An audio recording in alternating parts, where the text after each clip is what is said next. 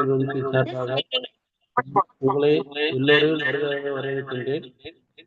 இந்த இணையவழி கருத்தரங்குன்றது professor MS. Swaminathan பிறந்தநாள் விழாவை முன்னிட்டு 100 இணையவழி கருத்தரங்கு மீன்வளம் மற்றும் கடலோர வளங்கள் மூலம் நடத்தப்படும் இணையவழி கருத்தரங்கு 32வது அமர்வாக ஒருங்கிணைந்த மீன் பண்ணையின் விவசாய அனுபவ பகிர்வை பற்றி எடுத்துரைக்கிறதுக்காக முன்னோடி விவசாயி, இயற்கை விவசாயி மற்றும் ஒருங்கிணைந்த மீன் பண்ணை இருக்கின்ற திரு எம். வீராசாமி அவர்கள் வருகை புரிந்துள்ளார். அவர்கள் பற்றி கொஞ்சம் செல்ஃப் இன்ட்ரடக்ஷன் கொடுக்குறோம். வீராசாமி அவர்கள் பார்த்தீங்கன்னா ஒரு 20லேருந்து 25 வருஷமாக இயற்கை விவசாயம் பண்ணிட்டு இருக்காரு.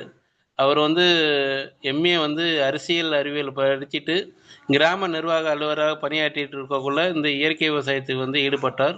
அதனைத் தொடர்ந்து 2009லேருந்து 2005லேருந்து எம்.எஸ். சுவாமிநாதன் ஆராய்ச்சி நிறுவனத்திலும் தொடர்பு கொண்டு நம்ம மீன் வளங்கள் மற்றும் ஒருங்கிணைந்த மீன் பண்ணை அமைக்கிறத பற்றி அணுகினார்.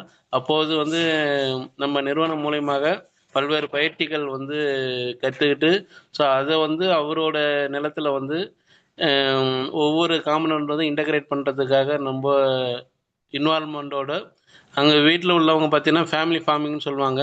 குடும்ப உறுப்பினர்களை வச்சு அந்த ஒருங்கிணைந்த மீன் பண்ணையை அமைத்து அதை இன்னும் சக்ஸஸ்ஃபுல்லாக செயல்பட்டு இருக்கார். அவருக்கு பார்த்தீங்கன்னா ரொம்ப பல்வேறு மாவட்டத்திலேருந்து பல்வேறு ஆராய்ச்சியாளர்கள் அவர் ஃபார்மை விசிட் பண்ணிட்டு போயிருக்காங்க. ஸோ அவர் ஒரு பயிற்றுனராகவும் பண்ணிட்டு இருக்காங்க. அதை முன்னிட்டு 2017ஆம் ஆண்டு 2024ஆம் ஆண்டு தேசிய நெல் திருவிழாவில் பார்த்தீங்கன்னா நம்மாழ்வார் இயற்கை விவசாய விருது வழங்கியிருக்காங்க. ஸோ அது பார்த்தீங்கன்னா பெரிய நம்ம அவர் கௌரவப்படுத்துறதுக்காக அந்த விருது வழங்கப்பட்டிருக்கு. அது மட்டும் இல்லாமல் நிறைய இயற்கையான முறையில் விளைவிச்சு அரிசி விற்பனை வேலையடி மதிப்பு கூட்டிய பொருள் உற்பத்தி பண்ணி விற்பனை பண்ணிட்டு இருக்காங்க. அது மட்டும் இல்லாமல் மீன்கள் வளர்த்து ஐஎம்சின்னு சொல்லக்கூட இந்திய பெருங்கண்டைன்னு சொல்லுவாங்க, கட்லா ரோகு மீன்கள் வளர்த்து மந்த்லி பார்த்தீங்கன்னா வீக்லி மட்டும் வாரம் வாரம் மீன் விற்பனை செஞ்சிட்டு இருக்காங்க. அவர் விளையக்கூடிய பண்ணையில் பார்த்தீங்கன்னா எல்லாமே இயற்கை விவசாயம், நல்ல காய்கறியாக இருக்கட்டும், பழங்களாக இருக்கட்டும், இல்லை நெல் விவசாயம் இருக்கட்டும், அதுமாரி ஆடு மாடு வளர்த்து வந்துட்டு இருக்காரு. அதுமாரி அசோலா நல்லா வளர்த்துட்டு இருக்காரு. அதுமாரி மண்புழு வளர்த்துட்டு இருக்காங்க. அது மட்டும் இல்லாமல் பார்த்தீங்கன்னா ஹனிபி வளர்த்து அது இயற்கை முறையில் விற்பனை பண்ணிட்டு இருக்காங்க. அதோட அனுபவத்தை தான் இன்னைக்கு நம்ம இந்த இணையவழி கருத்தரங்கு நம்மளுக்கு பகிர்ந்ததுக்காக வருகை வந்துள்ளார். ஸோ அவருக்கு மீண்டும் ஒரு முறை சார்பாக இந்த இணையவழியின் கருத்தரங்கின் சார்பாக மீண்டும் ஒரு முறை வரவேற்கின்றோம். ஐயா, நீங்கள் இப்போ ஸ்டார்ட் பண்ணுங்க. ரொம்ப நன்றி. எல்லோருக்கும் வணக்கம். நான் உங்கள் ஒருங்கிணைந்த இயற்கை மற்றும் குடும்ப பண்ணை விவசாயி. நான் மயிலாடுதுறை மாவட்டம் சீர்காழி பக்கம் இருக்கிற பனங்காட்டாங்குடிங்கிற கிராமத்திலிருந்து வந்திருக்கேன். நம்முடைய பண்ணையத்துல பல விஷயங்கள் செய்துகிட்டு இருக்கோம். இந்த பசுமை புரட்சியின் தந்தை எம்.எஸ். சுவாமிநாதன் அவர்களுடைய பிறந்த நாள் இணையவழி கருத்தரங்கத்துல கலந்துக்கிறதுல ரொம்ப நான் சந்தோஷப்படுறேன், மகிழ்ச்சி அடைகிறேன். இப்போ நம்முடைய விவசாயம்ங்கிறது வெறுமனே தானியங்களை வளர்க்கறது மட்டும் விவசாயம்னு நினைக்க கூடாது. தானியங்கள் வளர்ப்பும் கால்நடை வளர்ப்பும் சேர்ந்ததுதான் விவசாயம். அந்த கால்நடைகள்ங்கிறதுல வர்றதுதான் மீனும். மீன் வளர்ப்பும் விவசாயத்தின் ஒரு அங்கம்தான். இப்போ இந்த மீன் வளர்ப்பு ஒரு விவசாயி மீன் வளர்க்கும் போது அந்த விவசாயிக்கு ஒரு நல்ல பலனை, நீடித்த பலனை, தொடர்ச்சியான பலனை, அதிக செலவில்லாம கொடுக்கக்கூடியது மீன் வளர்ப்பு. அந்த மீன் வளர்ப்பை பொறுத்த வரைக்கும் ஆரம்பத்துல முதலீடு தான் பெரிய முதலீடு, குளம் வெட்டுறதுதான். அதுக்கப்புறம் வர்றதெல்லாம் செலவுகள் மிக மிக கம்மி. மீன் குஞ்சு வாங்கி விட வேண்டியதுதான். தீவனம்ங்கிறதெல்லாம் ரொம்ப பெரிய அளவுல தீவனத்துக்கு செலவு பண்ணணுங்கிற அவசியம் இல்லை. மீன் வளர்ப்பு எனக்கு நல்ல லாபகரமானதா இருக்கு. மீன் வளர்ப்பு சம்பந்தப்பட்ட எந்த சந்தேகமா இருந்தாலும், இல்ல மீன் வளர்க்கறது, குளம் வெட்டுறதுல இருந்து மீன் விடுறது, இருப்பு செய்யறது எப்படி, என்ன தீவனம் கொடுக்கறது, என்ன செய்யலாம்ங்கிறத பத்தி நீங்க எந்த கேள்வி கேட்டாலும் என்னுடைய அனுபவத்தின் அடிப்படையில உங்களுக்கு விளக்கம் சொல்ல தயாரா இருக்கேன். யார் வேணாலும் எந்த கேள்வி வேணாலும் கேட்க.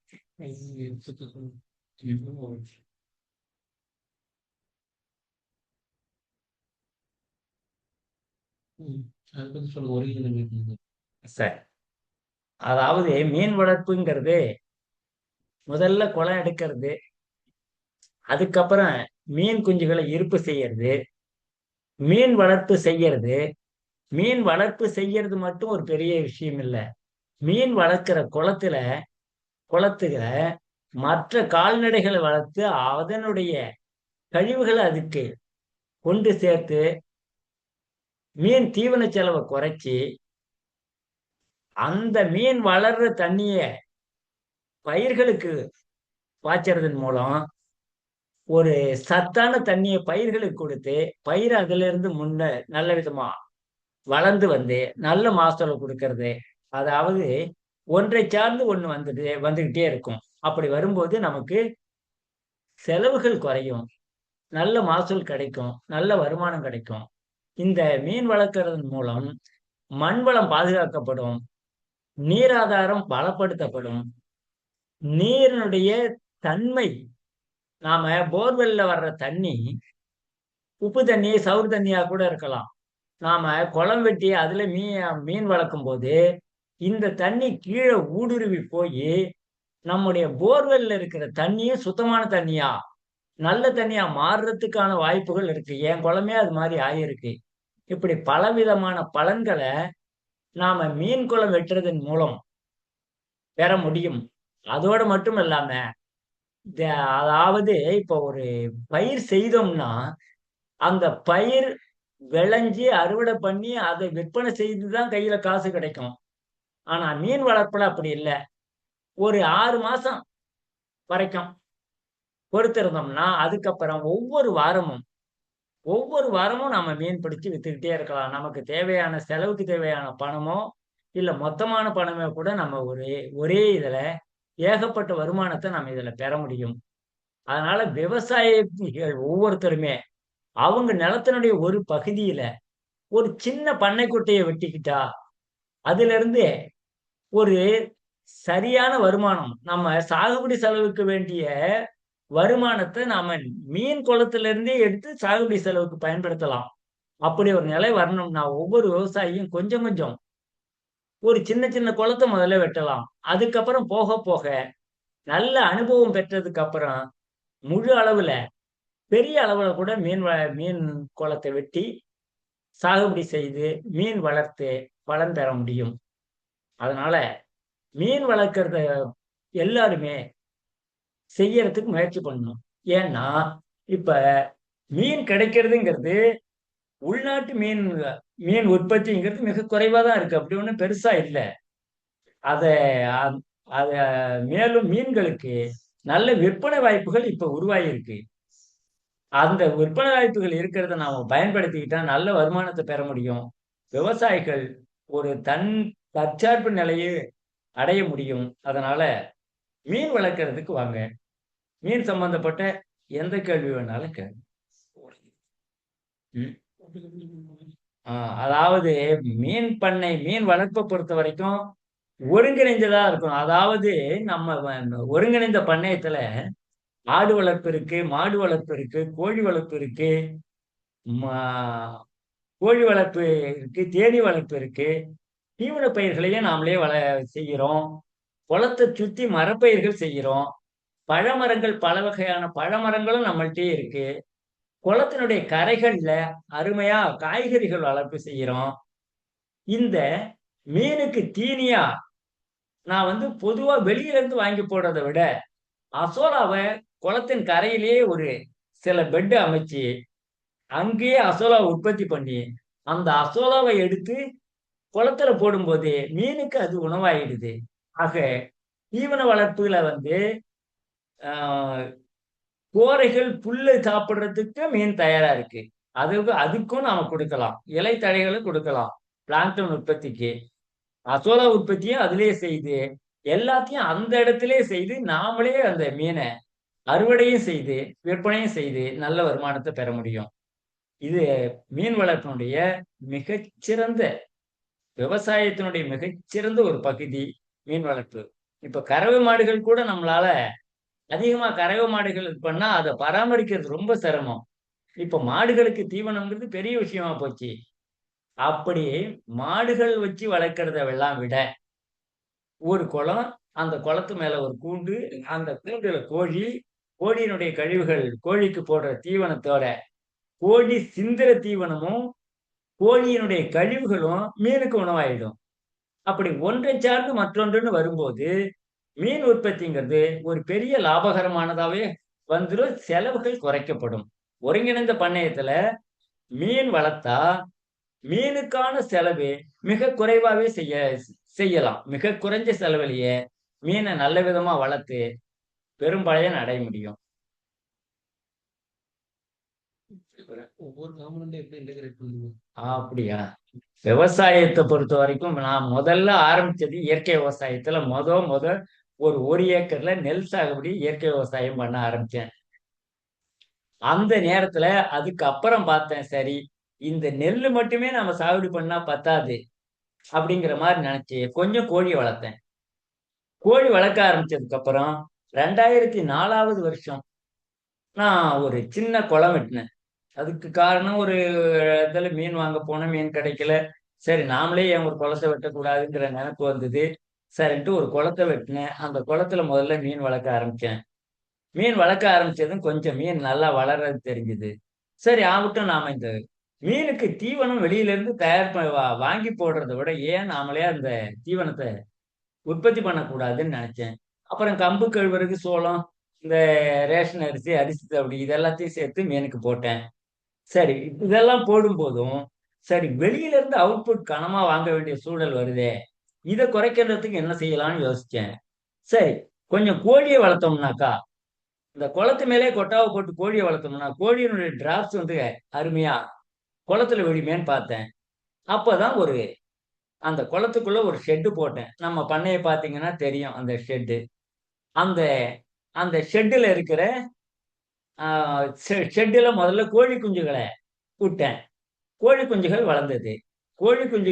கோழிகளுடைய டிராப்ஸ் கழிவுகள் கீழே விழுந்தது.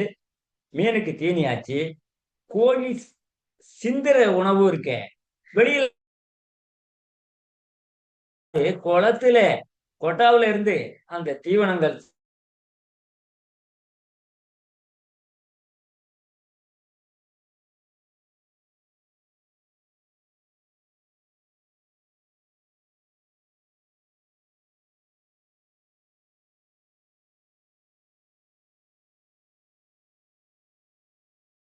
ஒரு அருமையான தீவனம். கால்நடைகளுக்கு நல்ல தீவனம் அது. கோழிக்கு, ஆட்டுக்கு, மாட்டுக்கு, மீனுக்கு எல்லாத்துக்குமே நான் அசோலா இது பண்ண ஆரம்பிச்சேன். அந்த அசோலாவை உற்பத்தி பண்ணி ஒவ்வொரு குளத்துக்கும் 4, 5 குளம் இருக்கு. ஒவ்வொரு குளத்துக்கும் ஒரு நாளைக்கு 1 கிலோ அள்ளி போட்டோம்னா மறுநாள் ஒண்ணும் இருக்காது, சாப்பிட்டுடும். அப்படி குளத்துக்கு மீனுக்கு தீனியா அசோலா போட ஆரம்பிச்சேன். சரி இந்த அசோலா ஆச்சு. அதுக்கப்புறம் குளத்தை சுத்தி மரஞ்செடி கொடிகள் வச்சேன். அதுல வாழை இலையில அறுத்து போட்டேன். மீன் சாப்பிட ஆரம்பிச்சது. புல் புல் பூண்டுகள் இருந்தது. அதை அறுத்து போடும்போது அதை சாப்பிட்டது. அதுக்கப்புறம் மரத்துல இருக்கிற கிளைகள் எல்லாம் கழிச்சு கட்டா கட்டி குளத்துக்குள்ள போட்டாக்கா பிளாங்டன் உற்பத்தி அதிகமாச்சு. இப்படி ஒண்ணையும் செய்ய ஆரம்பிச்சு இப்பெல்லாம் வெறுமனே குளத்துல மீன் குஞ்சு விடும்போது மட்டும்தான் ஒரு 2 மாசத்துக்கு கொஞ்சம் அரிசி தவிர கடலை புண்ணாக்கும் போடுறேன். மற்றபடியே மற்ற நேரங்கள்ல எந்த தீவனமும் போடுறது இல்லை. அது தன்னாவே வளர ஆரம்பிச்சிட்டுது. இப்ப அது ஆரம்பிச்சதுக்கு அப்புறம் சரி இதெல்லாம் ஒரு 2, 3 வருஷத்துக்குள்ளேயே அப்புறம் பார்த்தேன் மாடு வளர்க்கணும். மாடு முன்னாடியே நட்டு வளர்ந்துகிட்டு இருந்தது. சரி மாட்டு சாணம் மீனுக்கு உணவாச்சு. அதுவும் சாணத்தை வந்து ஆரம்பத்துல மட்டும்தான் பச்சை சாணம் போடுவேன். அதுக்கப்புறம் அந்த சாணத்தை வரட்டி மாதிரி காய விட்டு அதை போடும்போது அது தண்ணியில மிதக்கும். தண்ணியில மிதக்கும் போது கேஸ் கீழே ஃபார்ம் ஆகாது. அப்போ சூரிய வெளிச்சத்தினுடைய வெப்பமும் தண்ணியும் கிரியை ஏற்படும் போது ஆட்டோமேட்டிக்கா பிளாங்டன் உற்பத்தி அதிகமாகும். இப்படி ஒண்ணு மாத்தி ஒண்ணு நானே என்னுடைய சுய அனுபவத்துல, என் அனுபவத்துல என்னென்னவெல்லாம் பட்டுதோ அதை எல்லாத்தையும் பார்த்து அதுக்கு தக்கவாறு நான் இந்த என்னுடைய மீன் வளர்ப்பு முறையை உருவாக்கினேன். அப்புறம் ஆடு இருந்தது. ஆடு மாடு கழிவுகளை கொண்டு மண்புழு உரம் தயார் பண்ண ஆரம்பிச்சேன். மண்புழு உரம் தயார் பண்ண ஆரம்பிச்சேன். அப்புறம் மாட்டு சாணத்தை கொண்டு ஏன் நாம கேஸ் வந்து 1000 ரூபாய் கொடுத்து, அப்ப 600 ரூபாய் இருந்தது, 500 600 இருந்தது, இவ்வளவு காசு செலவு பண்ணி ஏன் அதை செய்யணும்? ஏன் நாமளே வந்து ஒரு பயோகேஸ் போட்டா என்ன அப்படின்னு தோணுச்சு. உடனே ஒரு பயோகேஸ் பிளான்ட் போட்டேன், தீனபந்து மாடல். அதுல கேவிஐசியும் மானியம் கொடுத்தாங்க. அந்த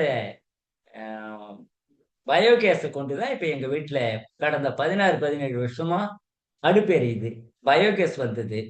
சரி, மாட்டினுடைய சாணத்தை கொண்டு பஞ்சகவ்யா தயார் பண்ண ஆரம்பிச்சேன். அமுத கரைசல், ஜீவாமிர்தம், இது எல்லாமே நான் வந்து அந்த மாட்டினுடைய சாணத்தை கொண்டே இது பண்ணி இன்னைக்கு வரைக்கும் இது எல்லாமே அதுல தயார் பண்ணிக்கிட்டு இருக்கேன். கால்நடை கழிவுகள் இப்போ என்னுடைய 20 மண்புழு தொட்டி இருக்கு. 20 தொட்டிகளுக்கும் மண்புழு உற்பத்தி, மண்புழு உரம் உற்பத்திக்கு அதை பயன்படுத்திக்கிறேன். ஆக மாடு ஆடுனுடைய தீவனம் அங்க ஆயிடுது. கோழியினுடைய கழிவுகள் மீனுக்கு தீனி ஆயிடுது.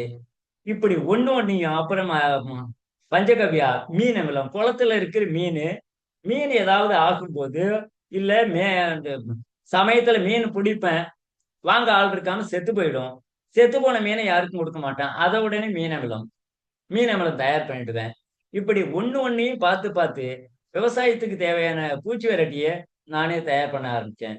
இப்போ விவசாயம்னு வரும்போது என்கிட்ட விதை நான் வாங்குறது இல்ல, உரம் வாங்குறது இல்ல, மருந்து வாங்குறது இல்ல, அறுவடை ஒண்ணு மட்டும்தான் மிஷினை வச்சு செய்கிறேன். பெரும்பாலும் களைக்கொல்லி வாங்குறது கிடையாது. இது எல்லாமே இப்ப இந்த விவசாயத்தை பொறுத்த வரைக்கும் என்கிட்ட இருக்குது நடவு செலவு ஒண்ணு, அறுவடை செலவு. இதை தவிர வேற எந்த செலவும் நாங்க செய்யறதில்ல. வேற ஆள் நாங்க வச்சு இது போடுறது இல்ல. உரம் போடுறதோ இல்ல பஞ்சகவ்யா ஸ்ப்ரே பண்றதோ மீனவளம் ஸ்ப்ரே பண்றதோ எங்க குடும்ப உறுப்பினர்கள் கொண்டே செய்யறேன். குடும்ப உறுப்பினர்கள் கொண்டே இது செய்யறதுனால எங்களுக்கு நல்ல விதமான ஒரு உழைப்பும் இருக்கு. வீடும் நிலமும் ஒரே இடம் இருக்கிறதுனால உழைப்பும் இருக்கு, நல்ல வருமானமும் இருக்கு. அது மட்டும் இல்லாம எங்களுடைய உற்பத்தி பொருள் எதையுமே வெளியில யாருக்க வியாபாரிகள்கிட்ட விற்கிறது இல்லை. ஒரு மாங்காயோ ஒரு கொய்யா பழத்தையோ இல்ல ஒரு ஒரு மீனையோ அல்லது ஒரு மூட்டை நெல்லையோ இதுவரைக்கும் வியாபாரிக்கு நான் கடந்த 20 25 வருஷமா வித்ததில்லை. எல்லாமே நாங்க மதிப்பு கூட்டி நம்ம பண்ணையிலேயே அரைச்சுதான் நாங்க விற்பனை பண்றோம். இப்போ அப்படி செய்யும் போது இப்போ 10,000 இருந்து நெல் எடுக்கிறேன், அரைக்கிறேன், அவிக்கிறேன், ஊற வச்சு அவிக்கிறேன், அரைக்கிறேன். அதுல கிடைக்கிற தவிடு, நொய்யி, இதெல்லாம் மீனுக்கும் தீனியாகுது. நொய்யை சோறாக்க பொங்கிடலாம். தவுட்டுல பெசரி வச்சாக்கா தீனி, மீனுக்கு தீனி ஆயிடுது. அதே தவிடு மாட்டுக்கும் ஆட்டுக்கும் தீவனம் ஆயிடுது. அப்படி ஒண்ணுமே நம்மள்ட்ட இருக்கிற ஒன்னை சார்ந்து வர்றதுனால எல்லாமே பயனுள்ளதா ஆயிடுது. எதுவுமே நம்ம இதுல வேஸ்ட் இல்லை. வேஸ்ட் இல்லாத ஒரு அளவுல நம்ம பண்ணை போய்கிட்டு இருக்கு. அப்படி ஒன்னையும் பயன்படுத்துறதுனால உற்பத்தி செலவும் குறையுது, சிரமமும் இல்லை. ஒரு இப்ப பாத்தீங்கன்னா விவசாயிகள் உர மூட்டைக்காக எங்கெங்கெல்லாம் அலையுறீங்க, எவ்வளவு ரூபாய் செலவு பண்றீங்க, அந்த விஷயம்லாம் எங்களுக்கு அந்த பிரச்சனையே இல்லை. நாங்களே உற்பத்தி பண்றோம், அந்த உரத்தை நாங்களே சலிக்கிறோம், கொண்டு போய் எங்க வயலுக்கு நாங்களே போட்டுடுறோம். இப்படி ஒண்ணு மாத்தி ஒண்ணு வரும்போது எனக்கு இருக்கிற மற்ற செலவுகளுக்கு இந்த மீன் உற்பத்தி, மீன்ல இருந்து வர்ற வருமானம் பெரிசா கை கொடுக்குது. அது மட்டும் இல்ல, என் குளத்துல 9 வகையான மீன் வளர்க்குறேன். அதாவது அடிமட்ட மீன்கள் 2, இடைமட்ட மீன்கள் 2, மேல்மட்ட மீன்கள் 2, ஆக முவிரண்டு 6 கண்டை மீன்கள், கட்லா, ரோகு, மிர்கால். இது கூடுமான வரைக்கும் கவர்மெண்ட் ஃபார்ம்ல இந்த 3 மட்டும் தான் கொடுப்பாங்க. ஒண்ணு மேல் மட்டம், இன்னொன்னு இடைமட்டம், இன்னொன்னு அடிமட்டம். அதே மாதிரி இன்னும் 3 சிசி, புல்கண்டைன்னு சொல்லி கிராஸ் கிராப்பு, போட்லா, வெள்ளிக்கண்டை, இதெல்லாம் வந்து இது தனியா இருக்கு. இந்த 6 சேர்த்து குளத்துல விடுறேன். இந்த 6 வகையான கெண்டை மீன்களும் ஒண்ணு ஒண்ணு தொந்தரவு பண்ணிக்கிறது இல்ல. அதனால இந்த மீன் கொஞ்சம் ஒரு 2 மாசம் வளர்ந்ததுக்கு அப்புறம் அந்த குளத்துல கிஃப்ட்ங்கிற ஆந்திரா ஜிலேபின்னு சொல்லுவாங்க. ஜெனட்டிக்கலி மாடிஃபைடு ஃபார்மிங் திலேபியாங்கிற கிஃப்ட் ஜிலேபிய அதுல விடுறேன். இப்போ அந்த மீன்கள் கொஞ்சம் வளர்ந்ததுனால கிஃப்ட் அதை ஒண்ணும் பண்றது இல்ல. அதுக்கப்புறம் ஒரு மாசம் கழிச்சு ரூப்சந்துங்கிற வவ்வா மீனை விடுறேன். அதுவும் அதை ஒண்ணும் செய்யாது. இப்போ வவ்வால் மீன், கிஃப்ட், விரால் மீன் இது மூணுமே நம்ம குளத்துல இருக்கு. அதுலயே தான் கெண்டை மீனும் இருக்கு. இப்போ ஒண்ணுக்கு ஒண்ணு பிரச்சனை வராம இருக்கிறதுக்கு கெண்டை மீன்களை கொஞ்சம் வளர விட்டு இந்த அசைவ மீன்களை அதுல விட்டோம்னா இந்த மீன்கள் தன் சைஸுக்கு சின்னதா இருக்கிறத மட்டும்தான் சாப்பிடும். பெருசா இருக்கிறது கிட்ட போகாது. அதனால பெரிய மீன்களை கெண்டை மீன்களை இது ஒண்ணும் பண்ணாது, பண்ணவும் முடியாது. அதனால 9 வகையான மீனும் ஒவ்வொரு குளத்திலயும் என் குளத்துல இருக்கு. இப்ப குஞ்சு வாங்கும்போது ஒரு குஞ்சு வாங்கிட்டு வரேன்னாக்கா மீன் குஞ்சு வாங்கிட்டு வந்தா அது ஒரு குளத்துல தனியா விடுவேன். அந்த மீன் குஞ்சு கொஞ்சம் வளர விட்டு வளர்ந்ததுக்கு அப்புறம் அடுத்த குளத்துல விடும்போது அதை மத்த மீன்கள் ஒண்ணும் செய்யாது. அதனால இப்ப கூட இப்ப ஒரு ஒரு வாரத்துக்கு முந்தி வவ்வா மீன் குஞ்சு வாங்கிட்டு வந்து விட்டுருக்கேன் ஒரு குளத்துல. அதுக்கு ஒரு மாசம் வளர்ந்துட்டுதுன்னா சீக்கிரமா வளரும்.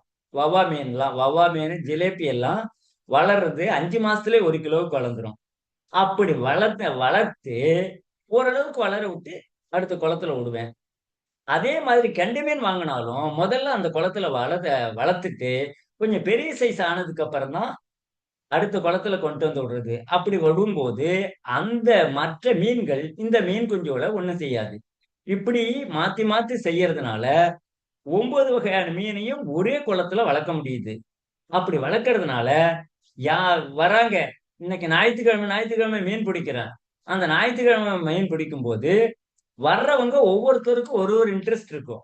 ஒருத்தர் புல்கண்டை வேணும் பாரு, ஒருத்தர் ரோகு எனக்கு கோழிக்கண்டை வேணும் பாரு, ஒருத்தர் எனக்கு கிஃப்ட் ஜிலேபி தான் வேணும் பாரு, ஒருத்தர் வவ்வா மீன் வேணும் பாரு. யாருக்கு எது எது பிடிச்சிருக்கோ அவங்க அவங்க வெயிட் பண்ணி வாங்கிட்டு போக வேண்டியதுதான். எல்லா மீனுக்கும் ஒரே விலை தான் விராலை தவிர. விரால் மட்டும்தான் டபுள் விலை 400 ரூபா. மற்ற மீன் எதுவா இருந்தாலும் 200 ரூபா தான். இப்படி பார்க்கும்போது எனக்கு ஒவ்வொரு வாரத்திலயும் நான் பிடிக்கிற மீன்ல கிடைக்கிற காசு அடுத்த ஞாயிற்றுக்கிழமை வரைக்கும் என் குடும்பத்துக்கு வேண்டிய செலவுக்கும் இல்ல பண்ணை செலவுகளுக்கு வேண்டிய பணத்தை அதுல இருந்து எடுத்துக்கிறேன். அப்போ எனக்கு செலவுகள் குறையுது. மொத்தமா மற்ற செலவுகள்ல வருமானங்கள்லாம் சேமிப்பாகுது. குடும்ப வரவு செலவு, பெரிய குடும்பம், வரவு செலவு அதிகமா இருக்கு. அதுக்கு நான் அதை பயன்படுத்திக்க முடியுது. இப்போ எதுக்காக சொல்றேன்னா மீன் வளர்ப்புன்னு வந்துட்டோம்னா மீன் ரிவர்ஸ்ல வளர்றது இல்ல. ஒரு மீன் ஒரு 2 கிராம் மீன் 200 கிராம் ஆகுமே ஒழிய 1 கிராமா போவதுக்கு வாய்ப்பு கிடையாது. ஒரு 10 கிராம் சைஸ்ல மீன் இருந்ததுன்னா கூட அந்த மீன் மேல மேல வளரும். வளர்ச்சி வேணா குறையலாம். பெரிய அளவுல வளராம வேணா இருக்கலாம். ஆனா வீணா போகாது. அதனால மீன் வளர்ப்புங்கிறது ஒரு சரியான டெபாசிட். அந்த டெபாசிட்ல நமக்கு எந்த கவலையும் இல்ல. இது ஒருங்கிணைந்த பண்ணையமா செய்தா அதுக்கான செலவு மட்டுப்படுது. செலவுன்னா மட்டுப்படுதுங்கிறத விட செலவே இல்லைன்னு சொல்லலாம். அந்த அளவுக்கு ஒரு நிலை வரணும்னா பெரும்பாலும் ஒரு பெரிய விவசாயி இருந்தாருன்னா அவர் கண்டிப்பா ஒரு 1/2 ஏக்கர்ல ஒரு குளத்தை வெட்டலாம். அப்படி குளம் வெட்டும் போது நாம இப்ப வாட்டர் மேனேஜ்மெண்ட்டை பொறுத்த வரைக்கும் கால்வாய் பாசனத்துல வர்ற நாம பயன்படுத்துற தண்ணியை விட நிலத்தடி நீரை தான் அதிகமா பயன்படுத்துறோம். நாம கால்வாய் பாசனத்துல வர்ற தண்ணியே 1/3 பங்கு தண்ணியை தான் மழை தண்ணியை நாம பயன்படுத்துறோம். ஆனா 2 பங்கு தண்ணியை நாம நிலத்தடி நீர்ல இருந்து தான் எடுக்கிறோம். அதனாலதான் நீர் மட்டம் கீழே போய்கிட்டே இருக்கு. ரொம்ப பேர் நாம குளம் வெட்ட ஆரம்பிச்சா நிலத்தடி நீர் இருப்பு உயர்றதுக்கு வாய்ப்பு இருக்கு. என் குளத்துல பாத்தீங்கன்னா ஒரு குளத்துல அழகா ஒரு மழைநீர் சேகரிப்பு பண்ணியிருக்கேன். 360 நாளும் தண்ணி கீழே இறங்கிட்டு இருக்கு. அப்படி தண்ணி கீழே இறங்குறதுனால என் போர்வெல்ல முந்தியெல்லாம் உப்பு தண்ணி, சவுறு தண்ணி. பயிருக்கு நெல்லுக்கெல்லாம் பாசனம் செய்ய முடியாது. இப்ப அந்த தண்ணியவே நெல்லுக்கு பாசனம் பண்ண முடியுது. காரணம் என்னன்னாக்கா, மழைநீர் கீழே இறங்க இறங்க இறங்க இறங்க அந்த வாட்டர் லெவல், வாட்டர் என்னுடைய சலைனிட்டி எல்லாம் குறைஞ்சி இப்ப ஃப்ரெஷ் வாட்டர் ஆயிட்டுது. ஆக நாம குளமிட்டி மீன் வளர்க்கறதுனால நமக்கு மட்டும் பலன் இல்லை, சமூக பலனும் ஓவரால் பஞ்சபூதங்களும் நல்ல பலன் அடையுது. ஏன்னா இந்த தண்ணி வேஸ்ட் ஆவறது இல்ல, கண்டாமினேஷன் ஆவறது இல்ல, கண்ணாபின்னான்னு தீவனம் போடுறது இல்ல. அதனால தண்ணி வீணா போறது இல்ல. மீன் வளர்ந்த தண்ணி பயிருக்கு விளையும் போது பயிரும் நல்லா வளருது. அப்படி பல விதத்திலே நமக்கு மீன் வளர்ப்புங்கிறது ஒரு மிகச்சிறந்த பலன் தரக்கூடிய ஒண்ணு. மீன் வளர்ப்பை நாம எல்லாருமே கை கொண்டா நமக்கு அன்றாட செலவுகளுக்கு இடைநிகழ் செலவுகள் இருக்கு இல்லையா, இந்த செலவுகளுக்கெல்லாம் நாம வேற ஒருத்தர்கிட்ட போய் கடன் வாங்க வேண்டாம், நகை கடன் வாங்க வேண்டாம், சொசைட்டில கடன் வாங்க வேண்டாம், எதுவும் இல்லை. நம்ம மீனையே வளர்த்த மீனை வித்தோம்னா நமக்கே அது கிடைச்சிட போகுது தேவையான அளவுக்கு. அதனால எல்லாரும் மீன் வளர்த்து நம்ம தேவைக்கும் மீன் கிடைச்சிடுது, அடுத்தவங்களுக்கு கொடுக்கும் போது அதை கொண்டு வருமானமும் கிடைச்சிடுது, அந்த மீனுக்கு வேண்டிய தீவனங்களும் நம்ம ஒருங்கிணைந்த பண்ணையத்திலேயே கிடைச்சிடுது. அப்ப பல விதத்துல நாம லாபம் அடைகிறோம், நல்ல விதமான முன்னேற்றத்தை பெற முடியும். அதனால எல்லாரும் மீன் வளர்க்கறத ஒரு இயக்கமாவே நினைச்சு எல்லாரும் சேர்ந்து செய்தோம்னா நல்ல லாபத்தையும் முன்னேற்றத்தையும் அடைய முடியும்னு நான் நம்புறேன். அது மாதிரி செய்யணும்னு உங்களை கேட்டுக்கிறேன். நன்றி, வணக்கம். இல்ல அந்த என்னோட காமெண்ட் இவனு வைக்கிற பாட்டு இருக்கு, எத்தனை ஆள் இருக்கு, அது வேற சொல்லணுமா? அப்பதான் வந்து ஆ, சரி. நம்ம பண்ணையத்துல ஒரு 10 ஏக்கர் நிலம் இருக்கு. இதுல ஒரு 2.5 ஏக்கர்ல 5 குளம் இருக்கு. ஒரு 1 ஏக்கரு மாந்தோப்பு இருக்கு. இது எல்லாமே இதுல கிட்டத்தட்ட ஒரு 10 வகையான நெல் சாகுபடி பண்றேன். 10 வகையான நெல் சாகுபடி செய்யறேன். இந்த 10 வகையான நெல்லையும் நான் வேற யார்ட்டையும் இது பண்றது இல்ல, நாம வியாபாரிக்கு கொடுக்கறது இல்ல, அதை அரைச்சி அரிசியா தான் எல்லாருக்கும் கொடுக்குறோம். அப்போ ஒண்ணும் இப்ப நம்மள்ட்ட ஒரு 8 மாடு தான் இருக்கு இப்போ. இந்த மாட்டுனால எனக்கு பெருசா பலன் இல்லை, பெருசா இதை கொண்டு லாபம்ங்கிறது இல்லை. ஏன்னா என்னை பொறுத்த வரைக்கும் பாலை கறந்து பணக்காரன் ஆக முடியாதுங்கிறது என்னுடைய அனுபவத்துல எனக்கு கிடைச்ச முடிவு. ஏன்னா பால் கறக்கிறதுங்கிறது தீவன செலவு பால் விலையை விட மேல போயிட்டுது. இப்போ பாலை கறந்து நாம பெரிய லெவல்ல சம்பாதிக்க முடியாது, ஆனா பாலை வியாபாரம் பண்றவங்க நல்லா சம்பாதிச்சிட முடியும். அதனால பாலுங்கிறது மாடுங்கிறது பாலுக்காக தான்ங்கிற அந்த டெண்டன்சில இருந்து நம்ம வெளில வரணும். மாடுங்கிறது பல விதத்துல நமக்கு பயன்படக்கூடியது, அதுல ஒண்ணுதான் பால். அப்போ பால் மட்டுமே நினைச்சாக்கா நாம லாபகரமா வர முடியாது. இப்ப நம்ம பண்ணையில பாத்தீங்கன்னா மாட்டினுடைய சாணம் பயோகேஸ் ஆகுது, சாணம் பஞ்சகவ்யாவுக்கு ஆகுது, சாணம் மண்புழு தொட்டிக்கு ஆகுது, மண்புழு உரம் தயார் பண்றதுக்கு ஆகுது. இப்படி மாடுகள் இருக்கிறதுனால எனக்கு வீட்டுக்கு தேவையான நாட்டு மாட்டு பால் நாங்க சாப்பிடுறதுக்கு கிடைச்சிடுது. மிச்ச பாலா இருக்கிறது அடுத்தவங்களுக்கு கொடுத்துடுறோம், அதுல ஒரு சின்ன வருமானம். அதுக்குன்னு வைக்கோல், நம்ம வயல்லயே விளையிற வைக்கோலை திரைக்கிறதுக்கே ஒரு ரோலுக்கு 40 ரூபா, 35 ரூபா, 40 ரூபா கொடுக்க வேண்டியிருக்கு. அதுக்கு அது ஆயிடுறதாவே வச்சுக்கலாம். ஆக மாடுங்கிறது பெருசா ஒன்றும் எங்கள்கிட்ட பெரிய லாபம் தர்ற மாதிரி எல்லாம் நான் இது பண்றது இல்லை. ஆடுகளை பொறுத்த வரைக்கும் வருஷத்துல ஒரு 10 ஆடு விற்கலாம், அந்த அளவுக்கு தான் ஆட்டினுடைய இது. ஆனா ஆட்டுடைய கழிவுகள் அருமையா குப்பைகள்ல சேருது, அது மண்புழு தொட்டிக்கு போய் மண்புழு உரமாயிடுது. அதே மாதிரி கோழிங்கிறது ரொம்ப தொடர்ச்சியெல்லாம் என்னால விற்க முடியாது, விற்க மாட்டேன். பண்ணையில அது மட்டும் வளர்ந்துகிட்டு இருக்கும், முட்டை விடும், நாம தினசரி சாப்பிடுறோம் நாட்டுக்கோழி முட்டை. அது இல்லாம நாட்டுக்கோழி யாரு கேட்கிறாங்களோ இந்த சேவல், சில பேர் வளர்க்கறதுக்கு ஐயா எனக்கு ஒரு 2 கோழி கொடுங்கன்னாங்கன்னா அவங்களுக்கு கோழி கொடுப்பேன். அதே மாதிரி சேவலை ஓ, கொஞ்சம் வளர்ந்ததுனாக்கா சேவல் கேட்கிறவங்களுக்கு சேவல் கொடுப்பேன், சமைச்சு சாப்பிடுறவங்களுக்கு. அப்ப வர வர வர இதெல்லாம் சின்ன சின்ன வருமானமா இருக்குமே ஒழிய, ஒரு பெரிய வருமானமா எனக்கு இந்த கோழியில இருந்து இவ்வளவு வந்தது, அந்த மாட்டுல இருந்து அவ்வளவு வந்ததுங்கிறதெல்லாம் எனக்கு பெரிய விஷயமே இல்லை. ஏன்னா பண்ணைக்கு தேவையான எல்லாமும் அதுல இருந்தே கிடைச்சிடுது. அப்போ கோழி கோழி இப்ப வந்து ஒரு 60 70 கோழி தான் இப்ப இருக்கு. போக போக இப்போ வந்து ஒரு 20 22 கோழி குஞ்சுகள் இருக்கு. கோழி குஞ்சுகள் உருவாகிறதும், அந்த கோழி விற்கிறதும், சேவல் விற்கிறதும் அப்படி போயிடுது. இந்த கோழியினுடைய வளர்ப்பின் மூலமா எனக்கு அதன் கழிவுகளை கொண்டு மீன் நல்லா வளர்ந்துருது. அப்போ மீன் ஒரு விதத்துல ஒரு லாபம். அதுக்கப்புறம் இந்த ஆடு மாடு கோழிகள்லாம் மேயறதுக்காக தான் மாந்தோப்பு. அப்ப மாமரத்துல இருந்து பெருசா ஒரு வருமானத்தை நான் எதிர்பார்த்து செய்யறது இல்ல. இங்க ஏன்னா எல்லாமே எதிர்பார்க்கலங்கிறதுனால உங்களுக்கு ஒரு சந்தேகம் வரலாம். எதையுமே எதிர்பார்க்கல ஆனா வருமானம் வருதுன்னா, இன்டகிரேட்டட் ஃபார்ம்ங்கிறது ஒண்ணு ஒண்ணும் ஒன்றை சார்ந்து ஒன்று வரும்போது ஒண்ணு ஒண்ணும் ஒரு ஒரு வருமானத்தை நமக்கு கொடுக்கும். இப்போ இந்த ஆடு மாடு கோழிகள்லாம் மேயணும், அதுக்கு ஒரு இடம் வேணும், பண்ணையை விட்டு வெளியில கொண்டு போறதில்ல எதையும். அதுக்காக தான் இந்த மாந்தோப்பு. இந்த மாந்தோப்புல இருந்து அப்படியே ஒண்ணும் பெருசா மாம்பழங்களை நான் வித்துறது இல்ல. பண்ணைக்கு வர்றவங்க கேட்கிற மாங்காயை பறிச்சு கொடுப்போம்.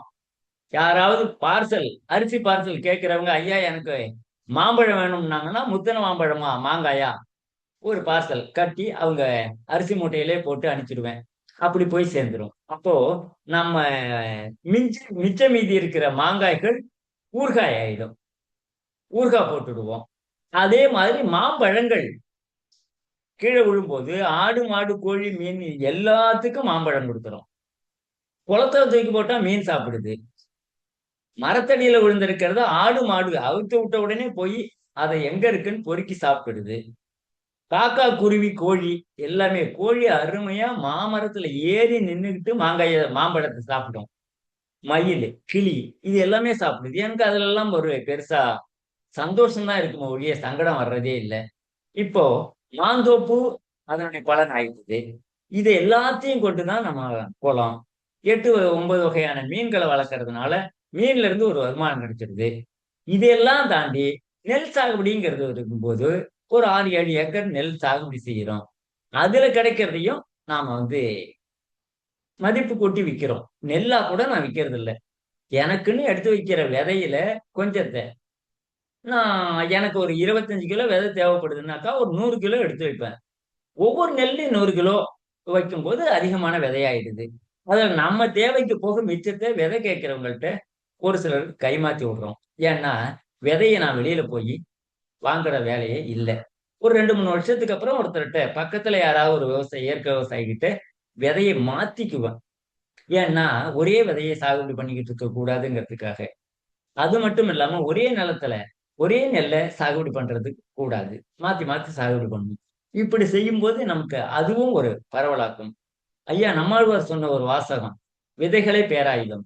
அதை நாம கை கொள்ளணுங்கிறதுக்காகத்தான் நாங்க வந்து எங்கேயுமே பொதுவா இயற்கை விவசாயிகள் ஒருத்தருக்கு ஒருத்தர் கைமாத்திக்குவாங்களே ஒழிய விதைகளை வெளியில இருந்து வாங்குறத தவிர்த்துடுவோம். அதனால விதையும் நம்மள்ட்ட இருந்து கிடைச்சிடுது.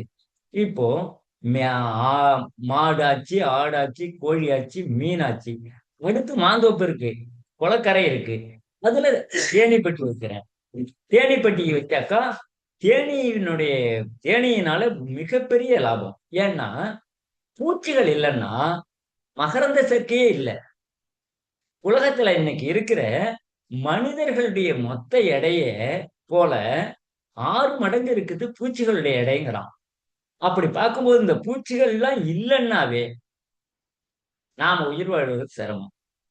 அப்போ இந்த பூச்சிகள் மகரந்த சேர்க்கைக்கு உதவுறதுனால தேனி பூச்சிய தேனி வளர்க்கும் போது மாமரத்துல இருக்கிற மகரந்தம் எங்க தேனி வந்து ஒரே இடத்துல இருந்து எடுக்கிறது இல்லை.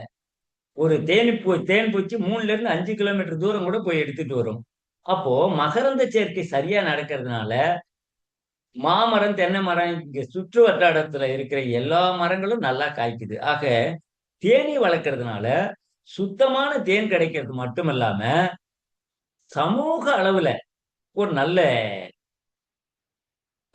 சேவை நாம செய்தது ஆயிடுது. அப்போ தேனீ வளர்க்கறதுனால தேனும் கிடைக்குது, நம்ம மரங்கள் மகசூலும் நல்ல மகசூலை கொடுக்குது. அதை இல்லாம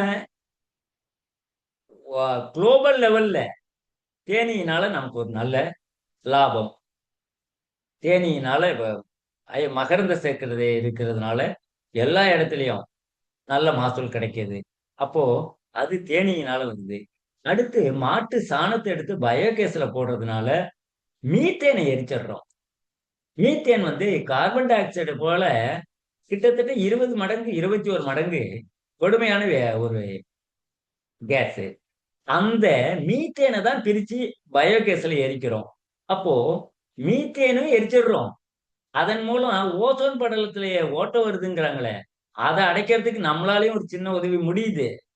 அது இல்லாம நம்ம வீட்டுக்கு தேவையான கேஸ், இன்னைக்கு எல்பிஜி கேஸை பொறுத்த வரைக்கும் 1000 ரூபாய் வந்துட்டுது. அந்த செலவு நமக்கு மிச்சம். அப்போ ஒண்ணும் தனித்தனியா நமக்கு ஒரு நல்ல லாபத்தை தருது.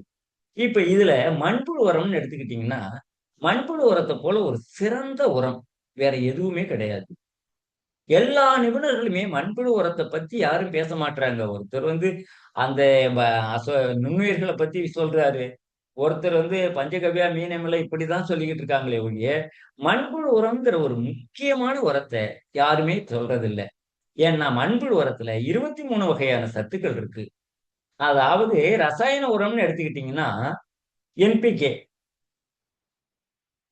Urea, nitrogen, phosphorus, potash, magnesium, calcium, sulphur, இந்த 6 வேரூட்ட சத்துக்கள். அடுத்து நுண்ணூட்ட சத்துக்கள்னு ஒரு 7 இருக்கு. இது எல்லாமும் தனித்தனி உரங்களா இருக்கும்.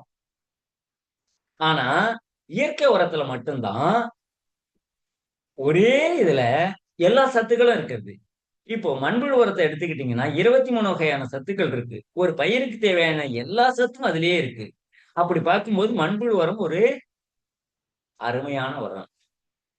இப்ப தொழு உரம் இருக்கு, மாட்டோட சாணம் இருக்குன்னா அந்த சாணம் முழுமையா நிலத்தோட சேர்ந்து பயிருக்கு கிடைக்கணும்னா கண்டிப்பா 1 வருஷம் ஆகுது.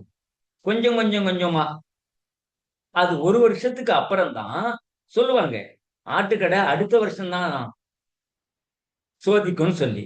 அப்படின்னா என்ன அர்த்தம்? அந்த சாணம் கொஞ்சம் கொஞ்சமா மண்ணுல பாக்டீரியாக்களுடைய வினை புரிதலுக்கு அப்புறம் தான் பயிருக்கு தேவையான அளவுக்கு அளவுல மாற்றம் செய்யப்பட்டு அது கிடைக்கும். ஆனா மண்புழு உரம் அப்படி இல்லை. சாதாரணமா மண்புழு உரம் தொட்டியில போட்டோம்னா 45 நாள்ல உரம் கிடைச்சிடும். ஆனா நான்லாம் மண்புழு உர தொட்டிய ஃபில்லப் பண்றதுக்கே, ப்ராசஸ் கொண்டு வர்றதுக்கே 30 நாள் 25 நாள் வளர்த்திடுவேன். அதுக்கப்புறம் தான் அதுல புழு விடுறது. அதுக்கப்புறம் 30 நாள்ல உரம் கொஞ்சமா எடுக்க ஆரம்பிச்சிடலாம். அப்படி பார்த்தா 1.5 to 2 மாசத்துக்குள்ள ஒரு தரமான உரம் பயிருக்கு தேவையான வடிவத்துல மண்புழு உரம் மட்டும்தான் கொடுக்க முடியும். தொழு உரம், மாட்டு சாணம், ஆட்டு சாணம், எந்த கால்நடை கழிவா இருந்தாலும் சரி உடனே கிடைக்காது. பயிருக்கு கிடைக்கிற கண்டிஷனுக்கு வராது ஒண்ணு. அது மட்டும் இல்லாம இந்த கால்நடை கழிவுகளை நேரடியா போடும்போது அதுல ஒரு பிரச்சனையும் இருக்கு. இந்த சாதாரண இயற்கை இடுபொருளான இந்த தொழு உரத்துல வேர்பூச்சிகள் வர்றதுக்கு அதிக வாய்ப்பு உண்டு. ஆனா மண்புழு உரம் போடும்போது அது மாதிரி பூச்சிகள் வர்றதுக்கு வாய்ப்பே கிடையாது. அப்படி பார்க்கும்போது மண்புழு உரம்ங்கிறது ரெடி டு ஈட். ஒவ்வொரு பயிரும் சாப்பிடுறதுக்கு தகுந்த வடிவத்துல நாம கொடுக்கிறோம். எப்படி குழந்தைங்களுக்கு ஹார்லிக்ஸ் பூஸ்ட்னு கொடுக்கிறோமோ அதே மாதிரி அந்த பயிருக்கு தேவையான வடிவத்துல சீக்கிரமே நம்மளால தயார் பண்ணி கொடுக்க முடியறது மண்புழு உரம். மண்புழு உரம் போட்டா இருந்தால் மட்டும்தான் அந்த நிலத்தினுடைய ஹியூமஸ் அதிகமாகும். பயோகார்பன் அதிகமாகிறதுக்கு மண்புழு உரம் முக்கியமானது. அப்படி பயோகார்பன் அதிகமா இருந்தாதான் நுண்ணுயிர் பெருக்கம் ஏற்படும். அந்த நுண்ணுயிர் பெருக்கம் ஏற்பட்டாதான் பயிர்களுக்கு தேவையானது நிலத்துல இருக்கிற மண்ணுல இருக்கிற சத்துக்கள் பயிருக்கு கிடைக்கிற வடிவத்துல எல்லாம் இருக்காது. அதை சரியான முறையில கொண்டு வந்து கொடுக்கிறது நுண்ணுயிர்கள். அந்த நுண்ணுயிர்கள் நாம மண்புழு உரத்துல தனியா வச்சு செய்யும் போது நுண்ணுயிர்கள் அதிகமா பெருகுது. அதை கொண்டு போய் வயல்ல போடும்போது ஆட்டோமேட்டிக்கா அங்க நுண்ணுயிர்கள் பெருக்கம் ஏற்படுது. அப்படி நுண்ணுயிர் பெருக்கம் ஏற்படுறதுக்கு மண்புழு முக்கியமானதா இருக்கு. இப்போ வெளிநாட்டு மண்புழுக்களான ஐசீனியா பொட்டிட்டாவோ இல்ல டீசல் ஜூனியாவையோ நாம விடும்போது அது கால்நடை கழிவுகளையோ மக்கி போன பாதி மக்கின பொருட்களை மட்டும்தான் அது சாப்பிடும். ஆனா நம்ம நாட்டு மண்புழு மண்ணையும் சாப்பிடும். அப்படி இருக்கும்போது நாட்டு மண்புழு உரத்துல சேர்ந்து உங்க வயலுக்கு வர்ற மண்புழுக்கள் அந்த மண்ணை சாப்பிட்டு வளர்ந்துரும். அப்படி இருக்கும்போது மண்புழுக்கள் அங்க அதிகமா பல்கி பெருகிறதுக்கு வாய்ப்பு நாட்டு மண்புழு உரத்துல மட்டும்தான் உண்டு. அதனால அந்த மண்புழு உரமும் நாம் தயார் பண்றோம். அப்படி ஒண்ணு மாத்தி ஒண்ணு ஒண்ணு ஒண்ணும் ஒண்ணு ஒண்ணுக்கு தொடர்புடையதாகவும் ஒண்ணு ஒண்ணுக்கு உணவாகவும் ஆகிட்டே வர்றதுனால்தான் ஒருங்கிணைந்த பண்ணையை செய்யும் போது நமக்கு ஒண்ணுல நஷ்டம் ஏற்பட்டாலும் இன்னொன்னுல அந்த நஷ்டம் ஈடுகட்டப்படும். வேற ஒண்ணுல லாபம் எடுத்துக்குவோம். அதனால தொடர்ச்சியான வருமானமும் இருக்கும். ஒரு கன்சிடரபிள், அதாவது ஒரு பெரிய லாபத்தையும் நாம பெற முடியும். என்ன, இதுக்கு ஒரே ஒரு ஆள் தான் சப்போர்ட் பண்ணணும். இந்த சப்போர்ட் தான் இப்ப கம்மியா இருக்கு. அது வேற ஒண்ணும் இல்லைங்க.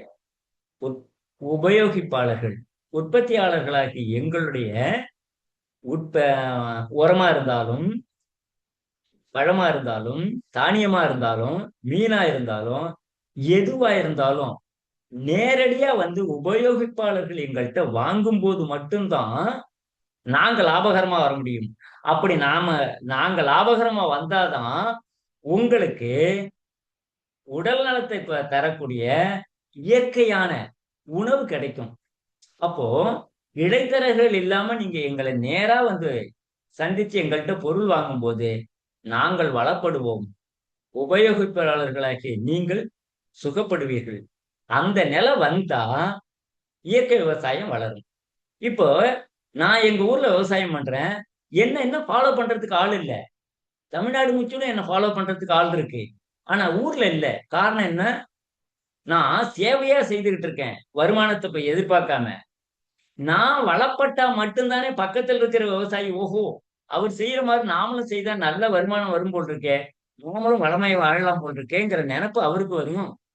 நீங்க என்ன திரும்பி பார்க்கலனாக்கா என் பக்கத்து நிலத்து விவசாயி எப்படி என்ன தேடி வருவாரு? என் வழிக்கு வருவாரு. என்ன தேடி அவர் வர வேண்டாம், என் வழிக்கு அவர் வருவாரு. அவரு என் வழிக்கு வந்தாதான் நீங்க எதிர்பார்க்கிற நல்ல உணவை கொடுக்க முடியும். அதனால தயவு செய்து உபயோகிப்பாளர்கள்ட்ட என்னுடைய பெரிய வேண்டுகோள் இதுதான். தயவு செய்து இயற்கை விவசாயிகளை நேரடியா பார்த்து உங்களுக்கு தேவையான எதை வேணாலும் வாங்குங்க. அப்பதான் நாங்க வாழ முடியும், வளர முடியும். நாங்க வளர்ந்தாதான் நீங்க சுகப்பட முடியும். அது மட்டும் இல்ல, இப்ப நம்ம பண்ணையில மீன் பிடிச்சா அதுக்குன்னு ஒரு மவுசு இருக்கு. சரி, அவங்க குளத்து மீன் அருமையா இருக்கும்பா அப்படின்னு வாங்குறாங்க. காரணம் என்னன்னா இயற்கை முறையில் விளைவிக்கப்படுறதுதான். அதுவும் இயற்கை முறையிலேயே நம்ம குளத்துல இது வரைக்கும் ஒரு மீன் நோய் செத்துதுன்னு இல்ல.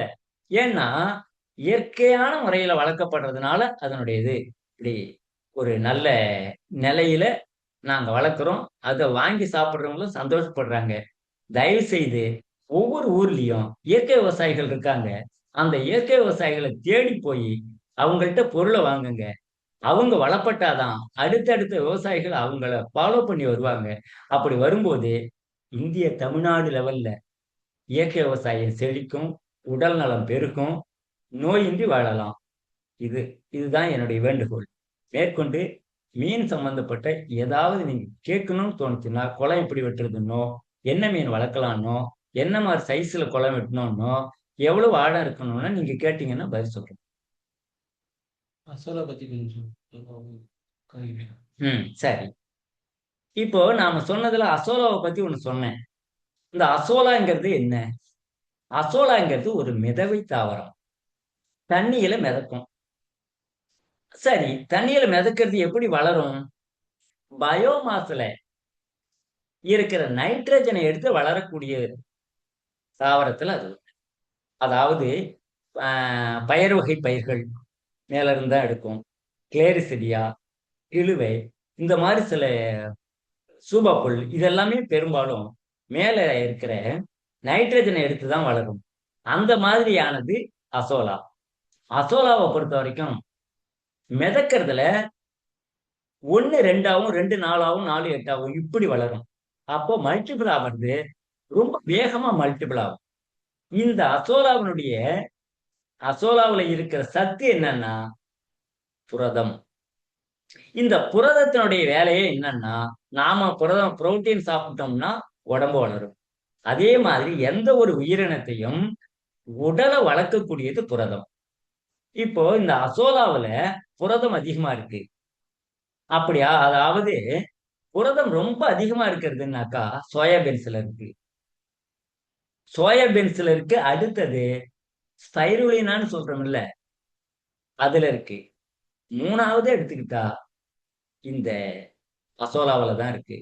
இப்ப இந்த அசோலாவை மனுஷனும் சாப்பிடலாம், மாடு சாப்பிடலாம், ஆடு சாப்பிடலாம், கோழி சாப்பிடலாம், மீன் சாப்பிடலாம். இப்ப நம்ம கிட்ட இந்த அசோலாவை உற்பத்தி பண்றோம். அது மட்டும் பல்கி பெருகிக்கிட்டே இருக்கும். ஒரு தொட்டியில அசோலா எடுக்கிறதுனா ஒவ்வொரு நாளும் அந்த தொட்டியில இருக்கிற அசோலாவுல 5ல் 1 பங்கு எடுத்துடலாம். அசோலாவை அழிக்கணும்னா வேற ஒண்ணுமே வேண்டாம். அசோலாவை எடுக்காம விட்டுடுங்க. தொட்டி நிரம்பிட்டுதுன்னா அதுக்கப்புறம் அழிய ஆரம்பிச்சிடும்.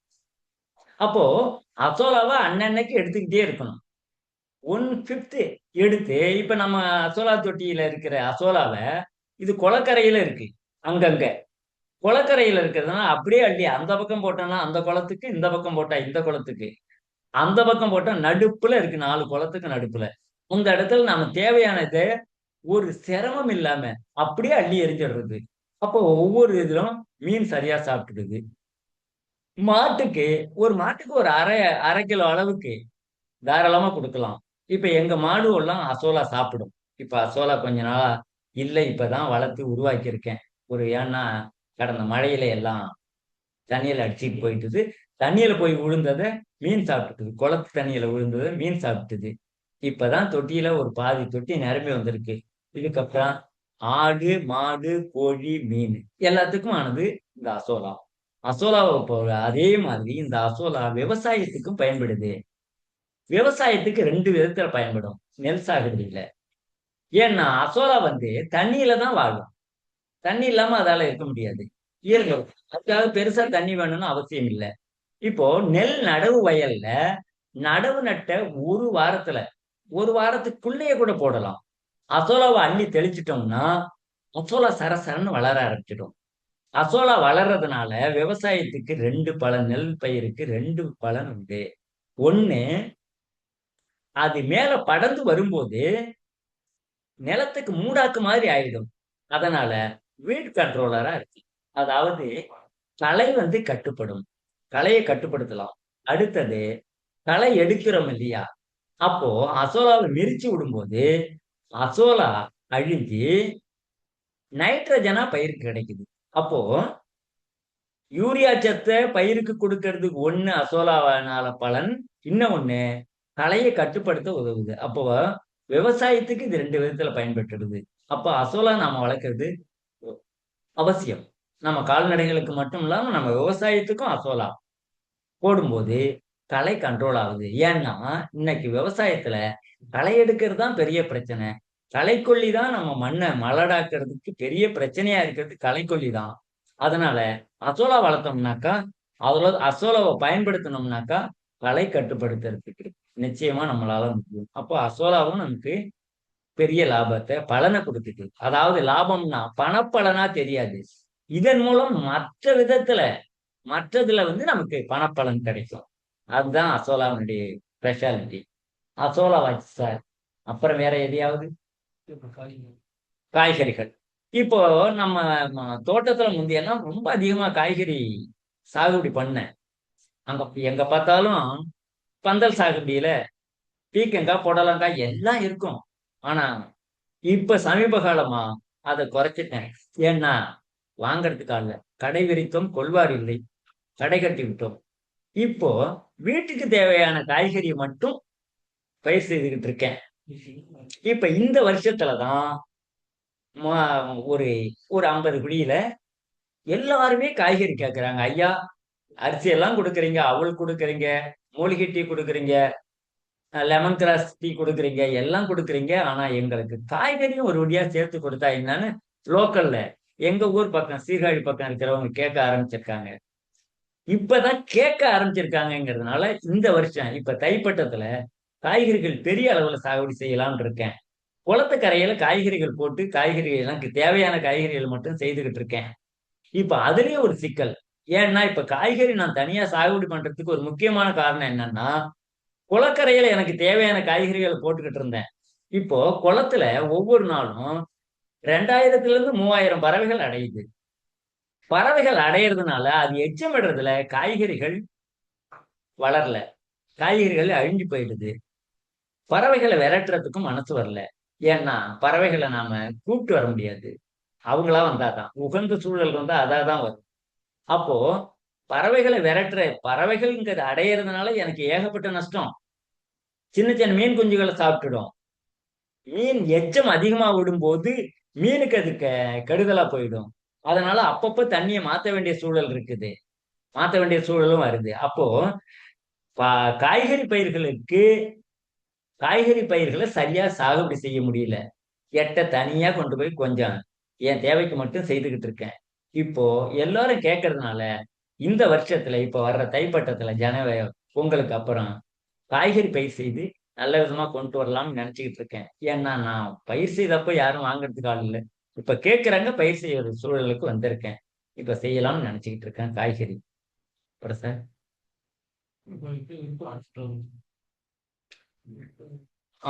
இப்போ விற்பனை விஷயம் மார்க்கெட்டிங்கிற ஒண்ணு இருக்கு இல்லையா?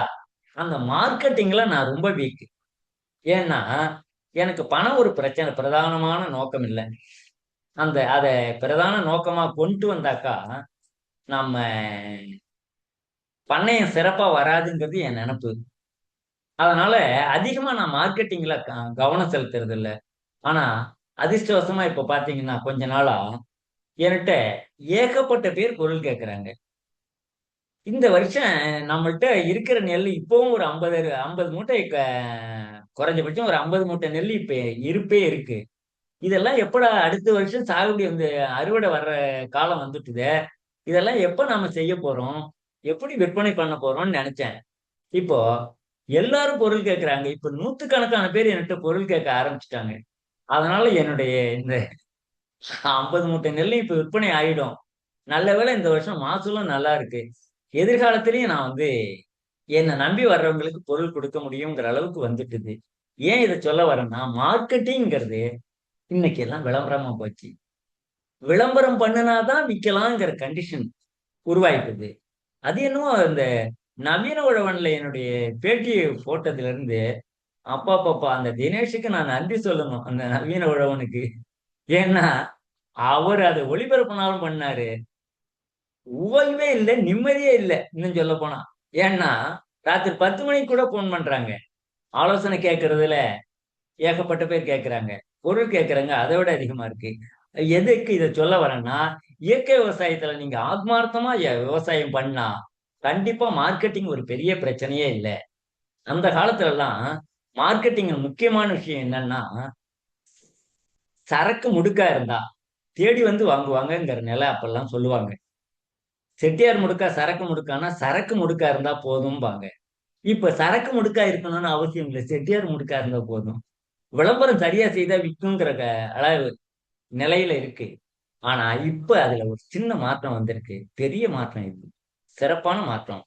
இப்பதான் உபயோகிப்பாளர்கள் சரியான உற்பத்தியாளரை முழுசா இயற்கை முறையில விளைவிக்கக்கூடியவங்களை தேடி அலையிறாங்கிறத இப்ப நான் கண்கூடா பாக்குறேன். இப்பவும் இயற்கை விவசாயத்துக்கு வர்றவங்க ஆத்மார்த்தமா நீங்க செய்தா விற்பனை ஆகிறது ஒரு பெரிய விஷயமே இல்லை. மார்க்கெட்டிங் டெக்னாலஜி டெக்னாலஜி டெக்னாலஜின்னு டெக்னாலஜி நம்மள வீணாக்கிட்டாங்கன்னு தான் நினைக்கிறேன். இப்பதான் உபயோகிப்பாளர்களுக்கு விளம்பரத்தை நம்பி ஏமாற்றக்கூடாதுன்னு நினைப்பு வர ஆரம்பிச்சிருக்கு. இது ஒரு நல்ல மாற்றம். விவசாயிகள் இயற்கை விவசாயத்துல ஆத்மார்த்தமா ஈடுபட்டா நம்மளை தேடி வர்றதுக்கு உபயோகிப்பாளர்கள் தயாரா இருக்காங்க. அதனால இயற்கை விவசாயிகள் நல்லா ஆத்மார்த்தமா இயற்கை விவசாயத்தை செய்ய ஆரம்பிக்கணும்.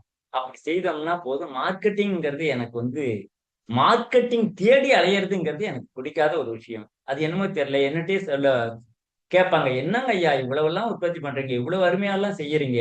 ஆனா மார்க்கெட்டிங் பண்ண தெரியலையே உங்களுக்குன்னு." மார்க்கெட்டிங் பண்ண தெரியவே வேண்டாங்கிறது தான் என்னுடைய இது. இப்போ பொருளுடைய தரத்தை தேட ஆரம்பிச்சுட்டாங்க. தரமான பொருளை தேட ஆரம்பிச்சுட்டாங்கங்கிறப்போ, இனிமே மார்க்கெட்டிங் ஒரு பிரச்சனையே இல்ல. நீ வந்து சரியா செய்தா, மார்க்கெட்டிங் கண்டிப்பா கிடைக்கும். அதனால விவசாயிகள பொறுத்தவரைக்கும் ஆத்மார்த்தமா செய்யுங்க. அடுத்து நம்மளை தேடி வர்றவங்ககிட்ட நாம நம்மள்ட்ட அவங்க பொருள் வாங்குனா என்ன, வாங்கலன்னா என்ன? என்கிட்ட எவ்வளவோ பேர் ஆலோசனைக்கு வர்றவங்கள்ட்ட நான் சொல்றது இதுதான். "நீ என்கிட்ட பொருள் வாங்க வேண்டாம். தெரிஞ்சுக்க. எப்படி பொருள் வாங்கணுங்கிறது தெரிஞ்சுக்க. யார்கிட்ட வாங்கணும்னு தெரிஞ்சுக்கங்க. ஏன்னா எல்லாருக்கும் என்னால கொடுக்க முடியாது இல்லையா?" அப்படின்னு சொல்லுவேன். அப்போ இப்ப தேடல் வந்துட்டுது.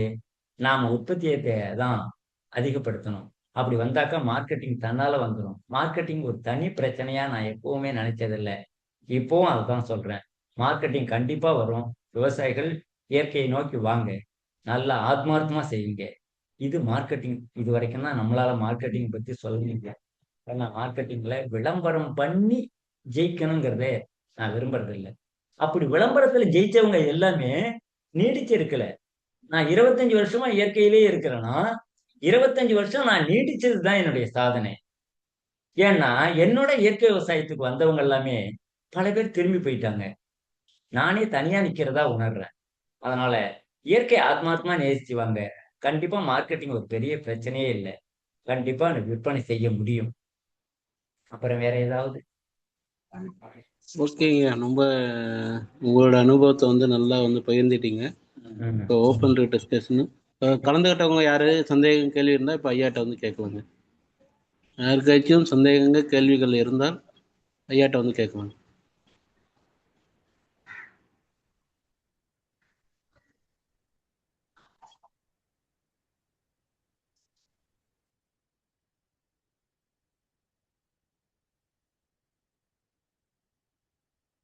ஹலோ?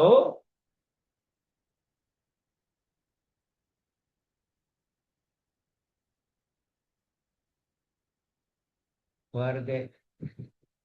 கேள்வி இருந்தா தான் நல்லா இருக்கும். ஹலோ, கேக்குதா? கேக்குதுங்க. ஐயா வணக்கம் வணக்கம் வணக்கம். நான் வந்து வணக்கம் ஐயா. நான் காயல்பட்டினம் பகுதியில கொம்புத்தூரையில இருந்து ஜான்சன் பேசுறேன். சரிங்க ஐயா. நாங்க வந்து மீன் பிடிக்கிற ஆட்கள். நீங்க மீன் வளர்ப்பு சரிங்க. பத்தி நீங்க இந்த இவ்வளவு நேரம் கேட்டுட்டு இருந்த இந்த மீட்டிங்க வந்து இவ்வளவு நேரம் ஒரு ஆள் பேசுறதே ஒரு அபூர்வம். இவ்வளவு விஷயங்கள் பெரிய பெரிய அனுபவத்தை எல்லாம் நீங்க எங்களுக்கு சொல்லியிருக்கீங்க. ரொம்ப சந்தோஷமா இருக்கு. இப்பதான் மீனை பிடிக்கிறோமே, அப்ப மீனை வளர்க்கலாமான்னு சொல்ற ஒரு ஆர்வமே உங்க இந்த வார்த்தையை கேட்ட பிறகுதான் எனக்கு வந்துச்சு. சரிங்க ஐயா. ரொம்ப சந்தோஷம். அருமையா அருமையா நீங்க பேசுனீங்க. இதுல எந்த சந்தேகமும் இல்லை. ஆனா உங்களுடைய பாராட்ட வேண்டிய விஷயத்துக்காக தான் நான் இப்ப உங்களை பேசினேன். ரொம்ப அருமையா பேசுனீங்க. ரொம்ப ரொம்ப நன்றி. இந்த மாதிரி ஆட்கள் தான் இந்த சமுதாயத்துக்கு தேவை. ஏன்னா நீங்களே செய்றீங்க, சொன்னீங்கல்ல. நானே என்னுடைய சொந்த அனுபவத்திலேயே நான் எல்லாத்தையுமே செஞ்சேன். ஒவ்வொரு கழிவுகளையும் அதை ஒரு உரமாக்கி அப்படிலாம் பேசுனீங்கல்ல. இதை வந்து இன்றைக்குள்ள தலைமுறையில யாருமே இதை தொடமாட்டாங்க. ஆனா நீங்க ஒரு பெரிய அனுபவம், எங்களுக்கு ரொம்ப முன்னுதாரணமா இருக்கீங்க. ரொம்ப நன்றி. உங்களுடைய அந்த விஷயத்தை இன்னைக்கு கேட்க வச்ச அந்த நம்ம அவங்க பேர் என்ன, அந்த அறக்கட்டளை எம்.என். சுவாமிநாதன் ஃபவுண்டேஷன். எனக்கு தந்த இந்த தகவலுக்கு ரொம்ப ரொம்ப நன்றி. நீங்க அடுத்த மீன் பிடிக்கிறவங்கிறதுனால சொல்லுங்க நீங்க மீன் பிடிச்சிட்டு இருக்கிறவங்கிறதுனால ஒரு விஷயத்த சொல்லிடுறேங்க ஐயா. சொல்லுங்க. நான் வலைய வாங்கி நானே தான் வலைய தைப்பேன். அட கடவுளே. தைக்கிறது நானே தான் கோப்பேன். நானே கோத்து நானே என் பேர பிள்ளைங்களுமே நாங்க மீனை பிடிச்சிருவோம். அது சரி. அதே ஆமா, தி குளத்துல ராஜேந்தர் மாதிரி கதை, திரைக்கதை, வசனம், டைரக்ஷன், பாடல்கள், இசைன்னு சொல்லி எல்லாமே நீங்க தான். டி ராஜேந்தர் மாதிரி. ஆமா. ரொம்ப ரொம்ப ஒரு அவர் சந்தோஷம். திட்டுதாங்க நான்லாம். இந்த பழகுறது, பேசுறது, இந்த மீட்டிங் அட்டென்ட் பண்ணதே ரொம்ப சந்தோஷம். சரிங்க ஐயா. ரொம்ப சந்தோஷம். நன்றி. இன்னும் நன்றி.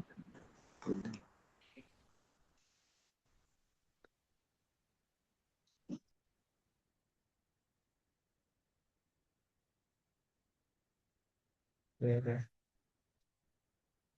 வேற கேள்வி என்ன கேட்கலானே? வேற கேள்வி இருந்தா கேட்கலங்க ஐயா.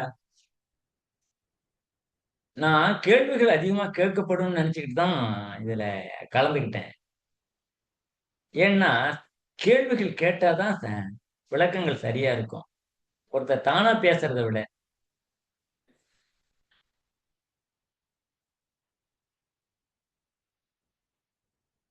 வணக்கம். வேற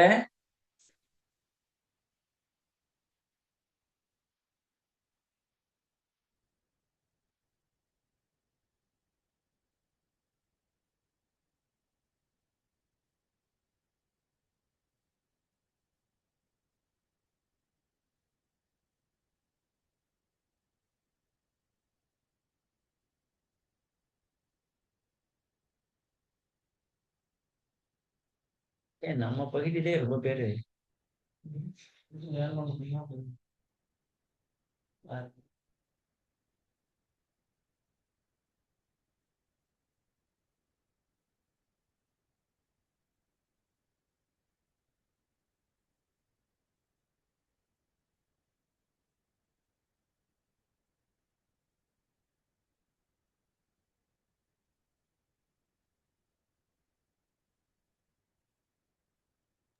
கேள்விகள் இல்லைங்களா?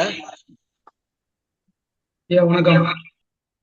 ஆஹ் ஐயா ரொம்ப சிறப்பா எல்லாமே எடுத்து சொன்னீங்க. எல்லாருக்கும் ரொம்ப தெளிவா இருந்தது. எனக்கு ஒரு கேள்வி என்னன்னா, இப்போ உள்ள தட்பவெப்பநிலை மாற்றத்துக்கு தகுந்த மாதிரி மீன்களுக்கு எது மாதிரியான நோய்கள் தாக்குது? அதை பத்தி கொஞ்சம் சொன்னீங்கன்னா நல்லா இருக்கும். சரிங்க ஐயா. என்னுடைய அனுபவத்துல மீன்களுக்கு நோயின்னே ஒண்ணு வராது, வரக்கூடாது. நம்முடைய நடவடிக்கைகளால தான் மீனுக்கு நோய் வரலாம்.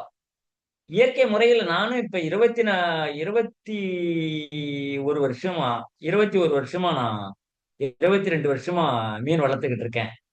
நம்ம குளத்துல நம்ம பண்ணையில ஒரு குளத்துல ஒரு மீன் நோய் வந்து செத்துதுங்கிறது இல்ல. அப்ப நோய்ங்கிறது என்ன? மிகுனும் குறையனும் நோய் செய்யும்னா திருவள்ளுவன். எதுவா இருந்தாலும் இந்த வாதம் பித்தம் கபம் இந்த மூணும் கூடுனாலோ குறைஞ்சாலோ வியாதின்னா. அதே மாதிரிதான் சொன்னான், மருந்தென வேண்டாம் யாக்கைக்கு அருந்தியதை அத்தது போற்றி உணன்னு. அப்போ திட்டமா சாப்பிட்டா, செரிச்சதுக்கு அப்புறம் சாப்பிட்டா வியாதி கிடையாது, மருந்தே வேண்டாம்னா. அதே மாதிரிதான் மீனுக்கும் நாம தேவையில்லாம தீவனத்தை போட்டு திணிக்க திணிக்க சில பேர் பிள்ளைங்களை அடிச்சு ஊட்டுவாங்க சோறு. அதுல எனக்கு உடன்பாடு இல்லை. ஒரு புள்ள பசிச்சதுன்னா அதுவா கேட்கணும். அழுத புள்ளதான் பால் குடிப்பாங்க, அழுதாதான் அந்த புள்ளைக்கு வந்து செரிமானத்துக்கும் சாப்பிடும். அதே மாதிரிதான் மீனுக்கும் தீவனத்தை கொட்டி கொட்டி கொட்டி கொட்டியே நாம கடையில வாங்கி வாங்கி வாங்கி கொட்டியே அதுக்கு வியாதியை உருவாக்கி விடுறோம். இயற்கை முறையில யதார்த்தமா தானா வளர்ற ஒரு நிலை இருந்ததுன்னா அந்த குளத்துல வியாதி வராது, மீனுக்கு வியாதி வராது. இப்போ மீனுக்கு குளத்துல என்ன பிரச்சனை வரும் வந்தா வாட்டர் கண்டாமினேஷன் ஆகும். அதுக்கு காரணம் என்ன? தீவனம் நாம இஷ்டத்துக்கு போடுறது. அடுத்தது மீன் அதிகமா விடும்போது டெபிஷியன்ஸ் ஆஃப் ஆக்சிஜன் வரும், ஆக்சிஜன் பற்றாக்குறை வரும். ஏன்னா காத்தினுடைய கரைதிறன் 14 பாயிண்ட்.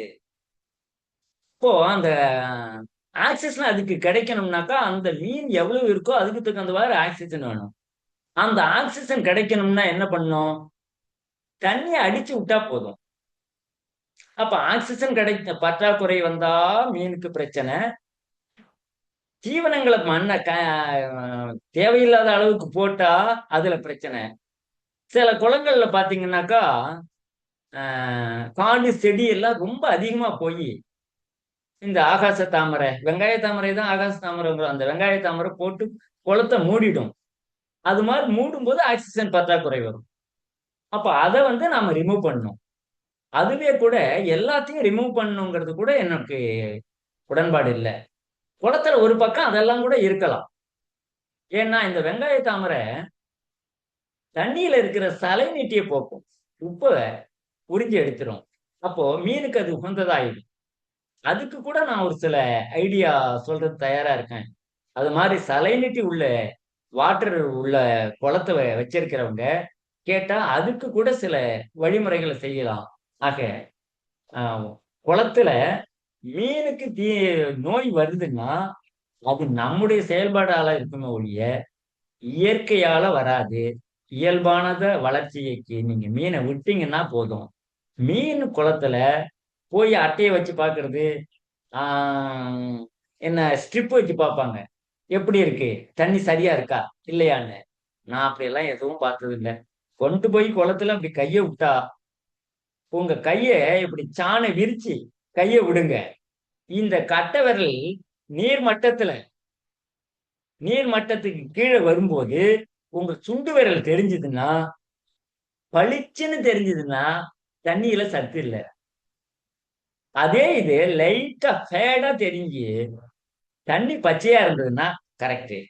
அதே தண்ணி கருப்பாச்சுன்னா வீணா போயிட்டுது. தண்ணி வீணா போயிட்டுதுன்னா வேற ஒண்ணுமே செய்ய வேண்டாம். கொஞ்சம் தண்ணி வீணா போயிட்டுது, என்ன செய்யலாம்? அதுக்கு போய் நீங்க சார் பொட்டாசியம் பர்மாங்கனேட் அது இதும்பாங்க, என்னென்னத்தையும் போடணும்பாங்க.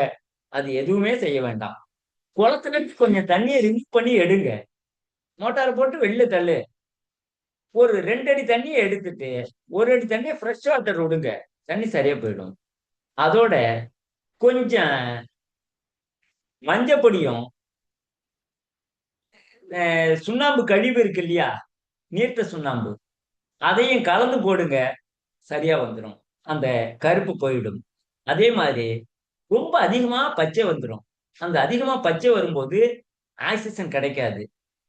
அந்த பச்சையை போக்குறதுனால இந்த மஞ்சளையும் சுண்ணாம்பையும் நீங்க கலந்து தெளிச்சாவே போதும்.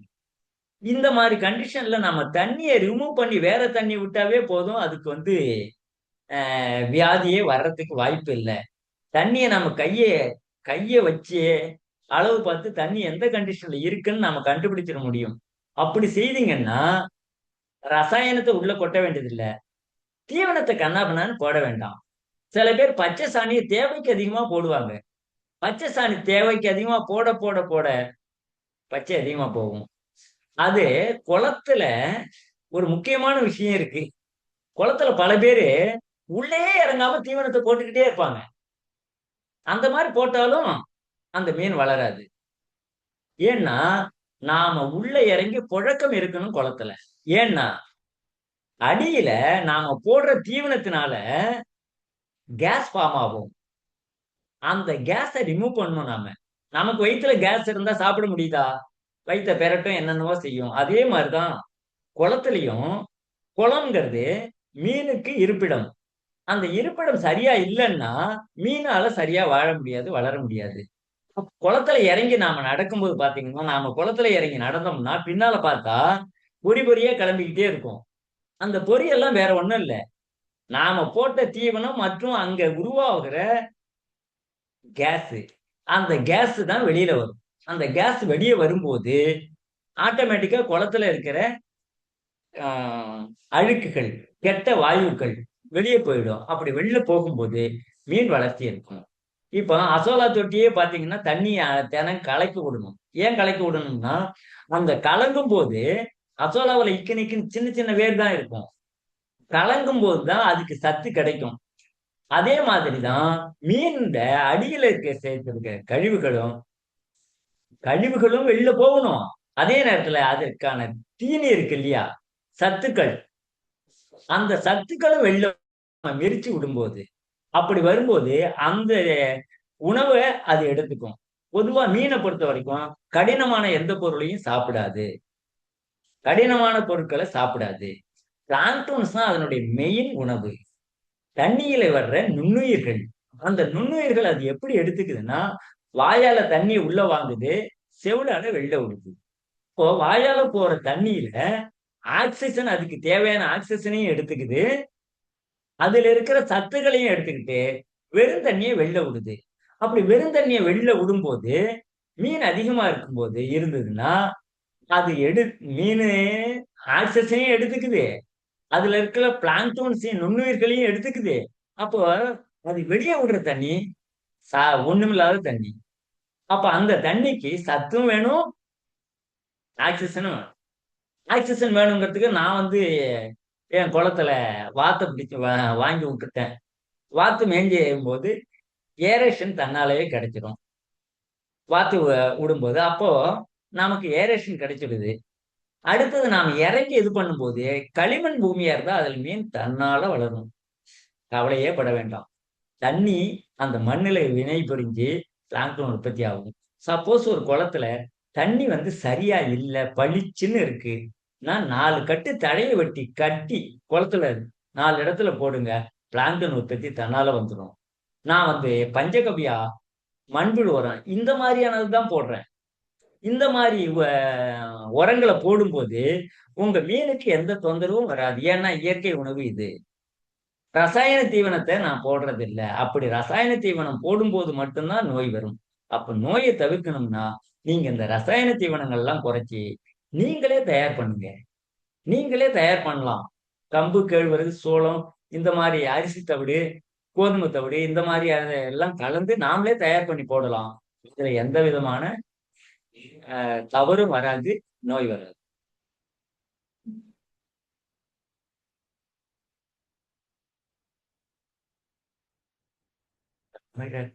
யார் இது?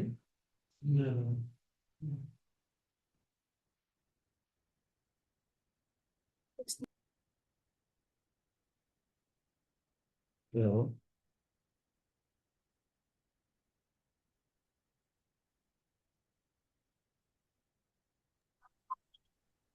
வேற கேள்வி என்ன கேள்வி?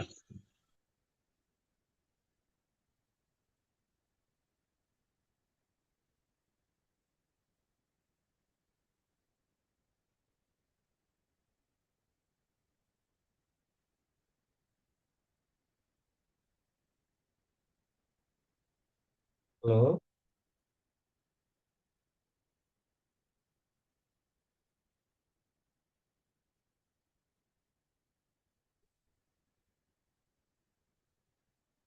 விவசாயத்தை பத்தி கொஞ்சம் சொல்லுங்க.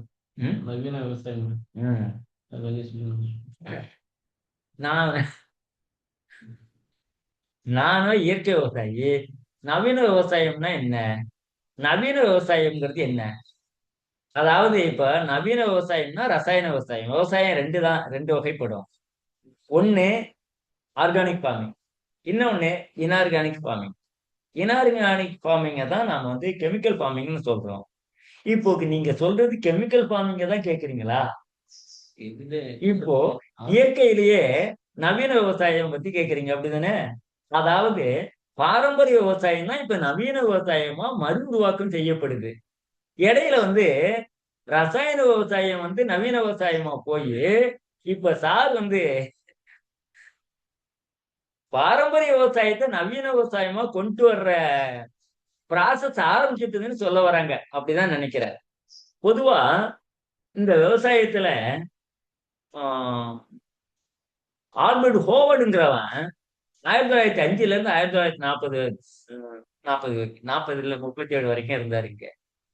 அவர் தான் முதல்ல சொன்னார் இண்டோர் மெத்தட் ஆஃப் ஃபார்மிங்னு சொல்லி. அதாவது இண்டோர் மெத்தடுனாக்கா உள்ளுக்குள்ள இப்ப நாம சொல்ற சுயசார்பு வேளாண்மைங்கிறது இவர் சொன்னதே இப்பதான். அது நாம காலங்காலமா விவசாயத்தை பண்ணிக்கிட்டு இருக்கோம். இவங்க எல்லாமே மேல்நாட்டுக்காரங்க எல்லாமே விவசாயத்தை தொழில்நுட்பமா விஞ்ஞானமா பாக்குறாங்க. ஆனா நம்ம ஆளுங்க நாம அதை வாழ்வியலா பாக்குறோம். நாம அதனாலதான் நம்ம எதையும் பெருசா எடுத்து சொல்லல. பில் மோலிசன் சொல்றாரு பெர்மாகல்ச்சர், பெர்மனன்ட் அக்ரிகல்ச்சருங்கிறாரு. அதாவது நீடித்த நிலைத்த வேளாண்மை. அது அது என்னன்னா அது ஒரு சரியான ஃபார்முலா. ஆனா அதை நாம அந்த காலத்துல இருந்து செய்துக்கிட்டு தான் இருக்கோம். அவர் சொல்றது என்னன்னா ஒரே வகையான பயிர் இருக்கக்கூடாது, ஒண்ணு இருக்கணும். எந்த நேரத்திலையும் ஒரு நிலத்துல ஏதாவது ஒரு பயிர் இருந்துகிட்டே இருக்கணும். அப்போ பலவிதமான பயிர்கள் இருக்கணும். அதுல மரப்பயிர் இருக்கலாம், பழப்பயிர் இருக்கலாம், தீவன பயிர் இருக்கலாம், தானிய பயிர் இருக்கலாம். அப்படி பலவிதமான பயிரும் இருக்கணும். அது ஸ்டெடியா இருக்கணும், தொடர்ச்சியா நீடிச்சு இருக்கணுங்கிறது தான் அவங்க சொன்னது வேளாண்மை. நம்ம இதை பொறுத்த வரைக்கும் எல்லா விதமான பண்ணைகளையும் சேர்த்து செய்யறது தான் விவசாயம். அப்போ நவீன விவசாயம், பாரம்பரிய விவசாயத்துல நம்ம இடுபொருட்கள் நம்மள்ட்ட கிடைச்சதை கொண்டேதான் நாம செய்துகிட்டு இருந்தோம். அதுக்கப்புறம் தான் வந்து ரசாயனம் உள்ள புகுந்து அது நவீன விவசாயமாச்சு. இப்ப நாம உருவாக்கம் பண்றோம். நம்ம பாரம்பரிய விவசாயத்தை நவீனமா கொண்டு வரோம். இத வந்து பெருசா ஒண்ணும் இல்ல. நாம பழசுல நம்ம முன்னோர்கள் சொன்னதையே இதோ பாருங்க. இப்ப நாம பயிர் செய்யும் போது நெல் சாகுபடியில ஒரு நெல்லுக்கு இன்ன வயசு இத்தனை நாள் நாத்து இருக்கணும், 12 நாள்ல பறிச்சு நடணும், 15 நாள்ல நடணும் அப்படின்னு சொல்லிக்கிட்டே போயிட்டு இருக்கோம். ஒண்ணு ஒண்ணா அதை வந்து மெஷின்ல நடணும், இத்தனை நாள்ல நடணும், அது இத்தனையாவது நாள் இந்த உரம் போடணும், அதுக்கப்புறம் இத்தனை நாள் கழிச்சு ஸ்ப்ரே பண்ணணும், அதுக்கப்புறம் எத்தனை நாள் கழிச்சு திரும்ப உரம் போடணும் அப்படின்னு சொல்லிட்டு போறோம். அப்ப அந்த காலத்துல எல்லாம் எத்தனை தேதியில எத்தனையாவது நாள்ல நடணுங்கிறதெல்லாம் கிடையாது. சின்ன வயசுல எங்க எங்க பெரியப்பா கிட்ட ஒருத்தர் வந்து கேட்கிறாரு, அண்ணே நான் நெல் விர விட்டேன்னு 15 நாள் ஆகுது, எத்தனை எத்தனை நாள்ல நான் நடலான்னு கேட்டாரு. அப்ப எங்க பெரியப்பா சொன்னது இப்ப இன்னுமே எனக்கு ஞாபகம் இருக்கு. நான் ஒரு பேட்டியில கூட சொன்னேன். அதாவது, தம்பி, ஒரு பயிருக்கு இதுதான் வயசு, இத்தனை நாள்ல தான் நடணும்னு ஒரு கணக்கு இல்லப்பா. எப்போ பசிச்சா சாப்பிடுறோமோ அதே மாதிரி அந்த பயிருக்கு எப்ப சூழலோ அந்த பயிரினுடைய மொத்த வயசு என்னவோ அதுல 4 வயசு டைமு நாத்தங்கள்ல இருக்கணும். இப்போ விவசாயம் பண்றவங்களுக்கு இத்தனை நாள்ல நடணும்னு சொன்னாக்கா அவங்களுக்கு மறந்து வர்றதுக்கு வாய்ப்பு உண்டு. இப்போ ஒரு நெல்லை சாகுபடி பண்றோம்னா அந்த நெல்லுடைய மொத்த வயசுல 4 வயசு வரைக்கும் அது நாத்தங்கள்ல இருக்கலாம். அப்படி இருந்ததுன்னா அது தப்பு இல்லை. அந்த டைமுக்கு நாம நடவு நட்டாவே அந்த பயிர் சரியாதான் வளரும். ரொம்ப இளநாத்த நடும்போது அந்த இளநாத்து பூச்சி தாக்குதல் வர்றதுக்கு வாய்ப்பு உண்டு. பணத்து குறைச்சலா இருக்கும், தூர் வர்றது குறையும்ங்கிறது உண்மைதான். அதுக்கு 2 நாத்தை சேர்த்து நட்டா சரியா போச்சு. நானே என் அனுபவத்துல இளநாத்து நட்டு பார்த்தேன், ஒத்த நாத்து நட்டு பார்த்தேன், எல்லாத்தையும் பார்த்துட்டு இப்போ ஒரு எங்க பெரியப்பா சொன்ன அந்த பக்குவத்துக்கே போயிட்டேன். அதெல்லாம் விவசாயம் இப்ப நல்லாவே இருக்கு. அதனால நவீன விவசாயம்ங்கிறது நம்ம பாரம்பரியத்தை மீட்டெடுக்கிறது தான் நவீனம். அந்த பாரம்பரியத்தை மீட்டெடுக்கணும்னா நாம நம் முன்னோர்கள் சொன்னதை, விஞ்ஞானிகள் சொன்னதை விட நம் முன்னோர்கள் பாரம்பரியமா அவங்க செய்ததை, அவங்க எதுவும் சொல்லல, செய்ததை நாம ஃபாலோ பண்ணணும். அதை எல்லாத்தையும் மறு உருவாக்கம் கொண்டு வர்றதுதான் நவீன விவசாயம்.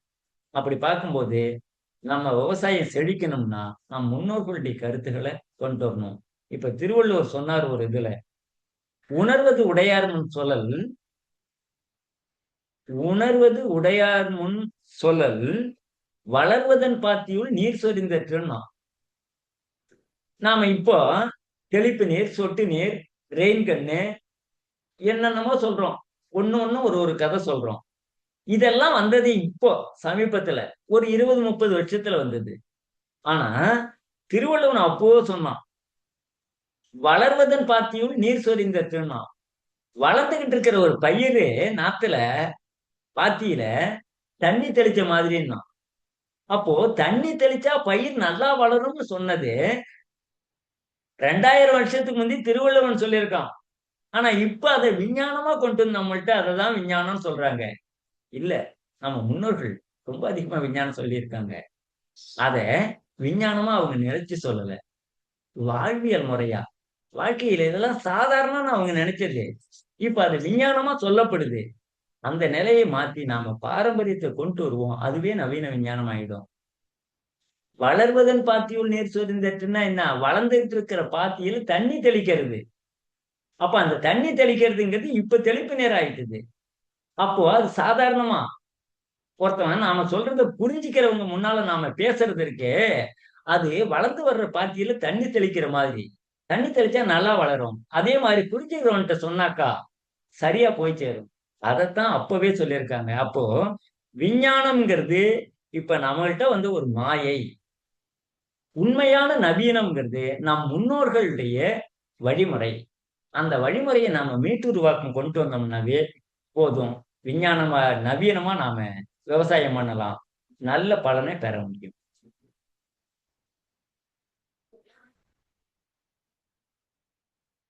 ஓகேங்க, ரொம்ப நன்றி. வேற ஏதாவது கேள்விகள் இருந்தா நம்ம நன்றி உரைக்கு போயிடலாம்.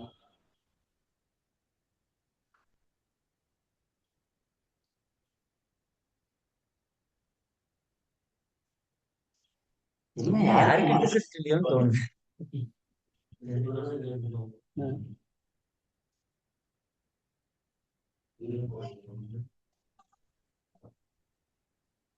வேற ஏதாவது கேள்வி இருக்குங்களா?